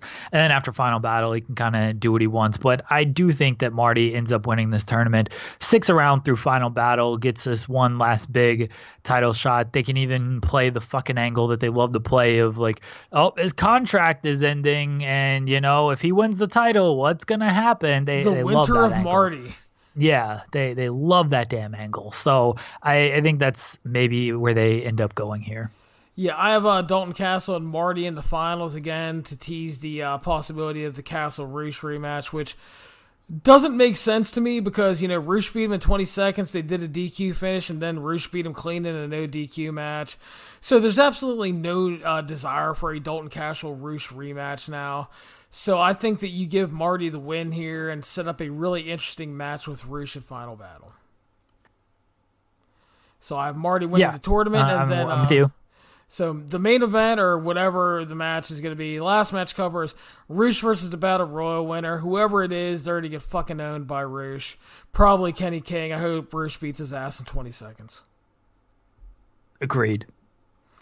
So, but that is that's Saturday night. Again, I will have live coverage of the show for you guys Saturday night. So, hang out, join us, and we will have a good time. And to close up shop, Jeremy, we now talk about the big show on Monday. New Japan Pro Wrestling, King of Pro Wrestling 2019. We start off with Junior Tag Team Trios action. Taguchi, Sho, and Yo versus El Desperado returning from his broken jaw, Kanemaru, and Doki.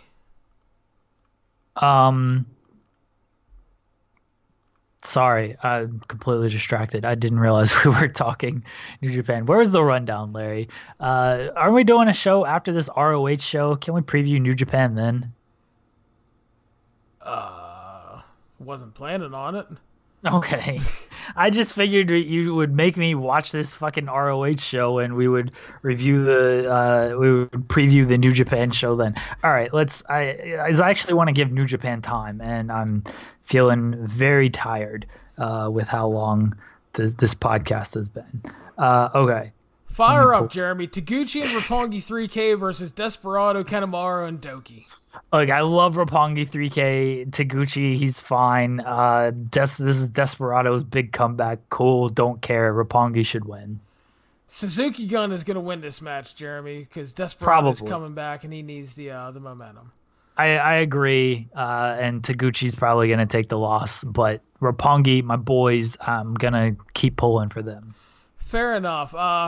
We are celebrating the 20th year of Hiroshi Tanahashi in New Japan Pro Wrestling.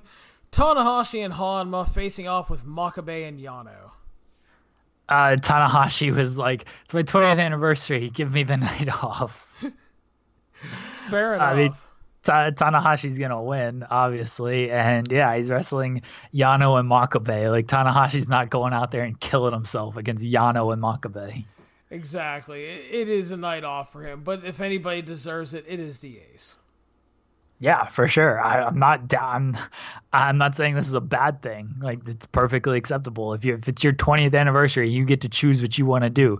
If he wanted to go out there and be like, I want Okada, and we're going to turn in this 5-star classic, they do that. Instead, he was like, you know what? I've beaten myself up for 20 fucking years. Give me Yano.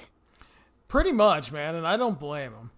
We move on, sticking with tag team actions. Naito, Shingo, and Bushi versus Zack Sabre Jr., Lance Archer, and Tai Chi. LIJ wins. LIJ, I can see LIJ winning, but I actually have Suzuki Gun winning. I think they may start a Naito and Zack Sabre Jr. feud, because both have teased wanting in that mix at Wrestle Kingdom. And I hope they kind of book a Shingo versus Lance Archer match out of this as well, because I think that'll fucking roll. Yeah, that would be awesome. I'd be fine with that. I mean, I never know these multi-man tag matches. honestly, the winners and losers in these things they matter to an extent, especially on these bigger shows. But we're gonna see this match 100 times leading up to the eventual showdown between Naito and Zack Sabre Jr. Hopefully that is the plan, Zack and Naito, and not Naito and Taichi. God, fuck. No, don't put that out in the universe. Yeah, it's already out there, unfortunately. We keep up with tag team action. Hiroki Goto, Big Tom Ishii, and Yoshihashi versus Jay White, Kenta, and Yujiro Takahashi. This is the fallout from Royal Quest and Destruction in Kobe. We're building to Goto and White for the IC title, and likely a rematch between Big Tom and Kenta for the Never title. Yoshihashi and Yujiro are here for one of them to take the pin. I'm going with Chaos in this one. Yeah, that's fine. It'll play out exactly how you said, with Hashi or Yujiro taking the pinfall. So either Ishii or Goto. I think the Chaos wins because Ishii and Goto are the non-champions. And this is where shit starts picking up, Jeremy. We have a awesome top 5. We start off Jushin Thunder Liger versus Minoru Suzuki. This feud, if you guys have not been paying attention, has been fucking awesome. And the funny thing is I've been getting a lot of criticism for my love of this feud. Because all I hear is, well, if it was WWE, you'd shit all over this feud because it has two 50-year-old guys in it. You know why I would shit over it if it was WWE? Because WWE hasn't delivered a well-crafted story like this in years, featuring two legends that are still in great shape and can deliver in the ring like Liger and Suzuki can. Instead, we get Triple H and fucking Undertaker embarrassing themselves in Saudi Arabia and Australia, and Goldberg and Taker almost fucking killing each other and breaking their necks. So anyway, there's no comparison. It's Liger and Suzuki. These guys are legends that can still go. I am so pumped for this. I think they've built this extremely well. Suzuki has been the ultimate asshole. Liger has tried to be the good legendary wrestle lad, but he had to summon Kishin Liger at one point. I just hope that they try to murder each other here. And the thing is, a lot of people are shocked that this match is coming now. And the thing is I think the reason it's coming now is there are rumors out there that Suzuki might be leaving New Japan Pro Wrestling. Voices of Wrestling busted that out a few days ago. And apparently the main reason he's stuck around is the Liger feud. So I think Liger picks up the win here. I hope it's Kishin Liger. I hope he goes absolutely insane. And then I hope that they tell the story that he basically goes on a fucking rampage through the end of the year, and that they have to build to one of his babyface pals, bringing him back from the brink of destruction. And who better to do that than a fellow legend, someone who Liger has treated like a son at times, who was already shocked at Kishin's appearance. Tanahashi and Liger at one of the Dome shows, Jeremy. Book it. I like your booking. I'd like to subscribe to your newsletter. Thank you. I cannot wait for this match. I've loved this feud from the very start. I don't compare it to anything in WWE. It was teased really early in the year, and then they went away from it, and then they brought it back a little bit later in the year, and then we have the Kishin Liger, which that angle fucking ruled, because you got to go to that place when you're up against a madman like Minoru Suzuki. This should be great. They should beat the shit out of each other. I hope Suzuki isn't leaving New Japan. If he does, I mean, that's his call. It's his prerogative. Whatever he does, he's going to be awesome, man. I hope he just goes back. He'd go to Bellator. Bellator would protect the shit out of him and treat him like a legend. Set up a big Suzuki against Jake Hagar match. Or we got to do the Josh Barnett Suzuki rematch, since that went to a draw at Bloodsport. Can't wait for this match. I like your long-term booking of Liger. Don't know if they'll go that direction, but it makes a lot of sense. And, if we get Liger and Tanahashi at the Dome, then I'm all for that as well. But can't wait for this match. I don't know if it's going to be like this 5-star classic or anything, but the story with it and the crowd heat that is going to be in it and just the character work and the storyline work of it is probably going to make me think it's greater than it would be if it was just, like later on we're going to get Okada and Sonata for the millionth time. I'm probably going to like this match a lot more, even if Okada and Sonata is technically the better wrestling match. But yeah, I really can't wait for this. The thing is, this doesn't have to be a great technical wrestling match. It just has to have heat, character work, and bring in everything that they've used to make it what it is into this match. Because they've done so much great build for this match. So the heat should be there. It should be really great. Very much looking forward to it, though. It's been a hell of a build to it. They've done some great work with these two. So I just very excited. We have IWGP Junior Heavyweight Champion Will Ospreay defending against El Phantasmo, Jeremy. Should be great. I think Phantasmo wins just because Ospreay is probably off to kind of heavyweight stuff around Wrestle Kingdom time. Fair enough. They've built this one actually really well, too, between tag matches with Ishimori and Eagles involved, and then the Super J Cup stuff. I'm looking forward to it. I hope it's more of a straight wrestling match than what Phantasmo stuff has been doing lately, because a lot of the time his matches break down into junior heavyweight Jay White shenanigans, which become extremely frustrating and takes away from a lot of matches that can be really, really great. And I just want more wrestling and less bullshit with it, because I quite like Phantasmo, and I think he's really good. Ospreay's having an all-time great year. So, despite the fact that some refuse to recognize it, which is totally bullshit. Anyway, so I think this definitely has potential to be great if it's not overbooked. I think Ospreay retains, but I would not be surprised if they pulled the title switch at all. I don't think you can go wrong with either one. I just think Ospreay has almost outgrown the junior division at this point. I mean, we saw him in the G1. We know he can hang with these heavyweight guys, and he fits in perfectly with the heavyweight style because he is a little bit different, but he can still keep up with that style. And I just think he's done for in the junior. I don't know why he's still there outside of he's Will Ospreay, and he's really great. I just want more for Will Ospreay. Yeah, and again, I wouldn't be surprised if they pulled the switch and that happened. So we will definitely see it. It makes it a little more interesting when you think about that as part of the equation too. Yeah, because it's like, what is the long-term plans? Are they gonna? Because theoretically, I mean, if you pull the switch and you start building Ospreay up as a regular heavyweight, and Ibushi walks out of Wrestle Kingdom with the title, Ospreay can be like, motherfucker, I beat you last year at Wrestle Kingdom. Where's my title shot? And I'm all down for Ospreay and Ibushi again. So yeah, definitely a lot you can do there. But looking forward to that one. IWGP United States Heavyweight Champion Jon Moxley defending against Juice Robinson, Jeremy, in a no DQ match. This is going to be awesome. Jon Moxley has been great. I mean, almost perfect in his New Japan run. And, he returns here. My one concern is with the AEW stuff. And, because he got a MRSA infection last time he was in Japan and did all that, I wonder how Tony Khan, is going to be like, hey, pump the brakes a little bit on here. Like, we got to protect our investment.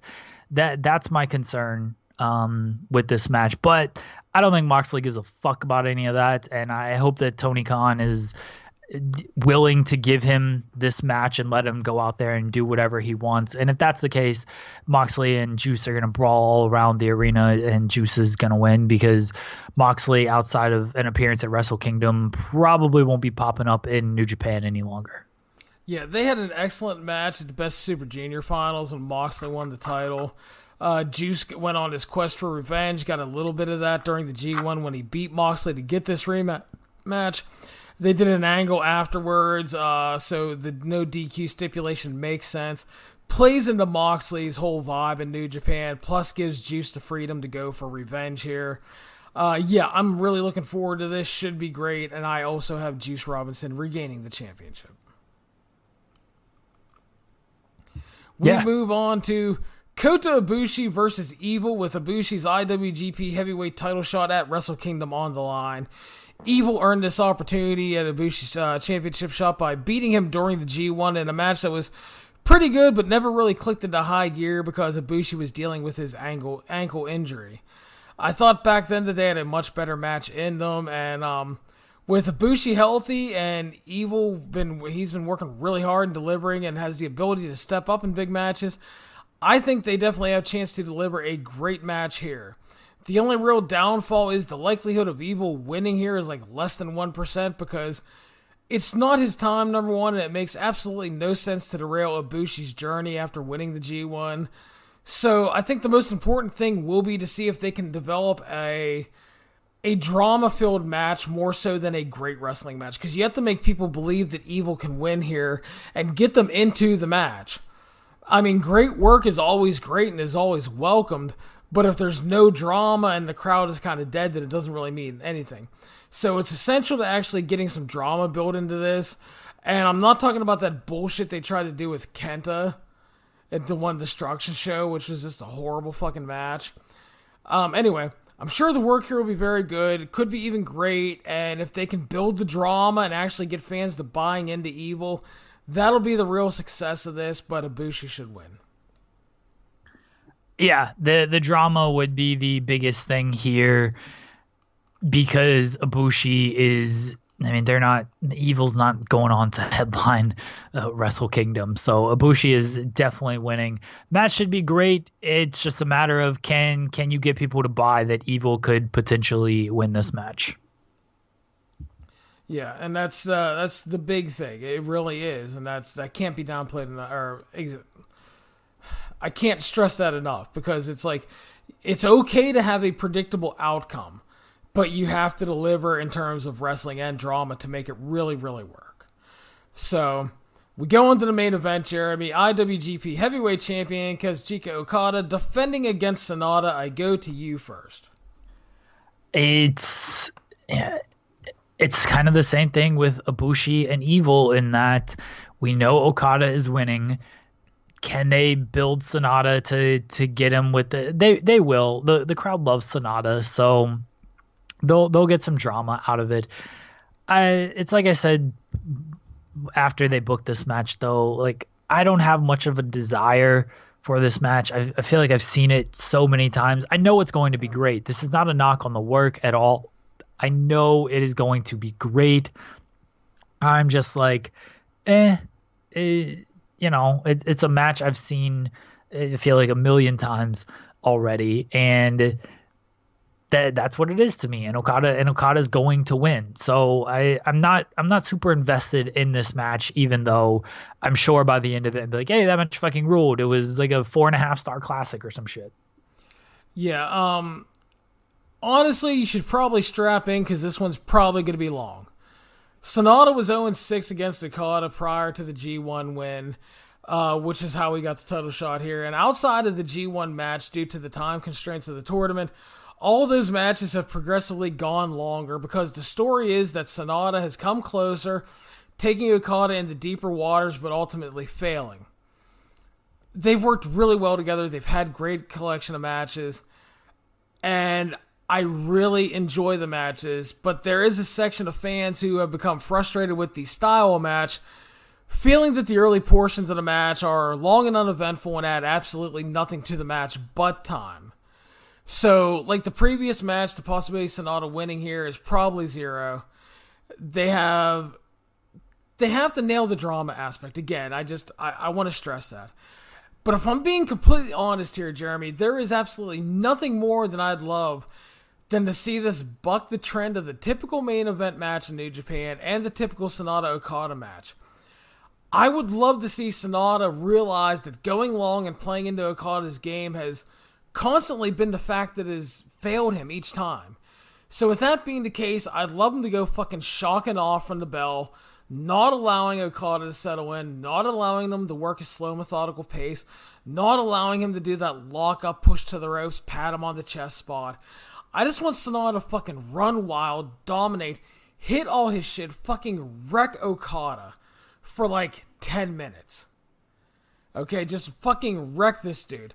I love for them to go that way and basically end in a shocking 15-minute sprint when Okada hits the Rainmaker and wins.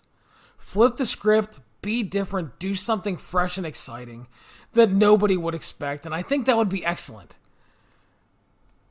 But yeah, I'm probably just an old man yelling at the cloud at this point. I just want something different. I'm completely for that. I think it would be great, and I'm for doing something different because the New Japan main event style, it can feel very formulaic, especially when it's a match like Okada and Sonata that we've seen a bunch of times. Like, all right, if it goes a half hour, 40 minutes or whatever, how many times do we have to see that kind of match be between them? Especially when the winner isn't in doubt. Like in previous years, okay, or in previous matchups, maybe the winner was a little bit in doubt, and so you're like, all right, it deserves this kind of drama. Like this close to Wrestle Kingdom, Sonata is not winning the title and going into Wrestle Kingdom. Like that's not how this works. So I'd much prefer like a 15-20 minute sprint. I think that would be fantastic. We're probably not getting that. Yeah, I would love to see that. I just think it would be totally different and buck the trend, and I think it would just be surprising to about everybody. Plus, if you do the sprint thing, you could have Sonata come close several times, and commentary would probably play up really well that he changed his formula and everything, and I just think it would be really good. So, hopefully they do something a little different, because again, these Okada matches are not bad. I mean, he has great matches, but a lot of it is the same, and I can totally understand why people get frustrated with the beginning of the matches. I can understand that. It's a personal taste thing, and some people just don't like it. I get it. So, again, maybe they'll try something different, but I mean, I think it'll be great regardless.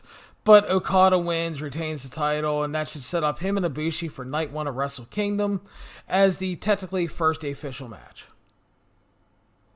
Doesn't Ibushi still have to face Kenta, or they already faced? They had that shitty match. Oh, right. That's why I forgot. That's why I forgot about it, because it wasn't very good. Tried to wipe it from your memory. Yeah, I did. I really did. Oh, yeah, that's when Kenta wrestled like 2 weeks after fucking getting knocked out in the biggest mistake that... Yeah, I remember it now. They took like no bumps in that match, and people were trying to claim it was a great piece of heel artistry and some bullshit. Right, yeah. I did completely wipe that from my memory. Yeah. They're going to set up Okada and Ibushi coming out of this. They'll probably do the big face-off. Question, do you think we get Le Champion, Chris Jericho, here? I mean, I think the Jericho thing is always possible because you just never know with him. We know he is most likely appearing at Wrestle Kingdom. Like, we know he has a contract with New Japan through Wrestle Kingdom. And they teased the Tanahashi match at Dominion. Right. And he doesn't have, like, he lost to Okada, but I mean, he's Chris Jericho. You can do a potential Ibushi match if you want to. Yeah, they actually, you know what? They did tease the Tanahashi match at Dominion, and now I'm thinking earlier in the night, it's Tanahashi's 20th anniversary and everything. He's Jericho probably going to win. Comes to piss on his parade, man. Yeah, yep. So I'm thinking we get Chris Jericho on this show. Maybe he brings Tanahashi a little bit of the bubbly. Maybe. I mean, he lays him out with the AEW title. It pours champagne. There you go. He pours the bubbly on him. Like, here, you want to celebrate? Let's celebrate with some bubbly. He'll be like, happy anniversary, fuckface. All right. I've convinced myself, and you've convinced me that Jericho is 100% appearing on this show. I definitely think it's a possibility, because like I said, with Jericho, you sometimes never know. It's just... dude kind of pops up out of nowhere. It would make sense, though, if they're going to try to lock that in. I did like some websites reporting this as like a revolutionary story. It's like, well, I'm glad you guys fucking watched Dominion. Like, we all knew that. It's like they were setting that up there, but Yeah, it's not this. That's the thing with New Japan when they set up the Tanahashi and Jericho bit at Dominion. Like, it wasn't just to do it. You knew Tanahashi came out because it was going to lead to something, and so the fact that it came out that Jericho also has he can appear at Wrestle Kingdom, like, okay, well, there you go. By the way, Jeremy, I seen on the Twitter machine before we close up, breaking news. Seth Rollins will face Roman Reigns on Friday Night SmackDown, with the winner earning the #1 pick for their brand. Oh my God. I mean, it's fine. I love drafts. I think they're great. I don't like the aftermath of like setting up my fantasy team, but I love the actual drafting. I'm looking forward to the draft on Friday and Monday. I like that they're positioning essentially Fox and USA against each other. Maybe this is WWE's like passive aggressive plan of like, hey, Fox is taking all these people. Look how well they're promoting them. Come on, USA, promote the shit out of your superstars that you drafted. So I like this, and yeah, they do this match for the first pick. I think that's cool. At least they're doing something because they don't have general managers or authority figures anymore, so they have to position this. Yeah, I agree. So they have to position this in some way. I mean, Rollins and Reigns, people are going to be like, who really cares? But let's be honest, these are the kind of the two biggest baby stars they had, not just babyface, like full-time main roster stars they have. You can say that, well, they're not really stars, and you're correct. But in the WWE universe, these are their two biggest stars. I was hoping that they would do like Becky Lynch and Bayley just so I could listen to fucking people cry. Why are they pushing Becky Lynch? Why was she in a segment with The Rock? It was so bad. She didn't deserve to be there. I still saw like the worst fucking takes in the world. Anyone complaining about Becky Lynch is just, as she says, a little weirdo. Looking for shit to bitch about. But anyway, Jeremy, we had a great Wednesday night again. We had a really good Tuesday night with the NWA debut and AEW Dark debuting. So, I had a really fun week this week for the most part. A lot of good wrestling to talk about, and I'm excited for this weekend. It's not over. We still have SmackDown. Yeah. And ROH. I'm looking forward to SmackDown. I told you I like the draft, so I think it'll be fun. And then ROH and New Japan, which will probably be a great show, even if it does last like 5 hours. Yeah. So we will be back Monday night after Raw. We will break down the WWE draft. We'll talk some ROH. We'll talk King of Pro Wrestling, Jeremy. It's going to be a good time. I'm excited. Thank you as always, my friend. Yeah, I didn't know we were going to be back Monday night. Dude, you got to clue me in on the schedule. I told you that like last week. Dude, I can't remember what I had for breakfast, much less what you told me. Well, it's more spontaneous and fun when I drop it on you in the middle of the broadcast. That's fair. You're like WWE. You announce it on the website, and then the wrestlers are the last people to actually know. But everybody, thank you for listening to the show. I want to give everybody, including WWE, a big thank you. Because of that clusterfuck at Hell in a Cell, and because you guys are awesome, we had our largest single-day listenership ever.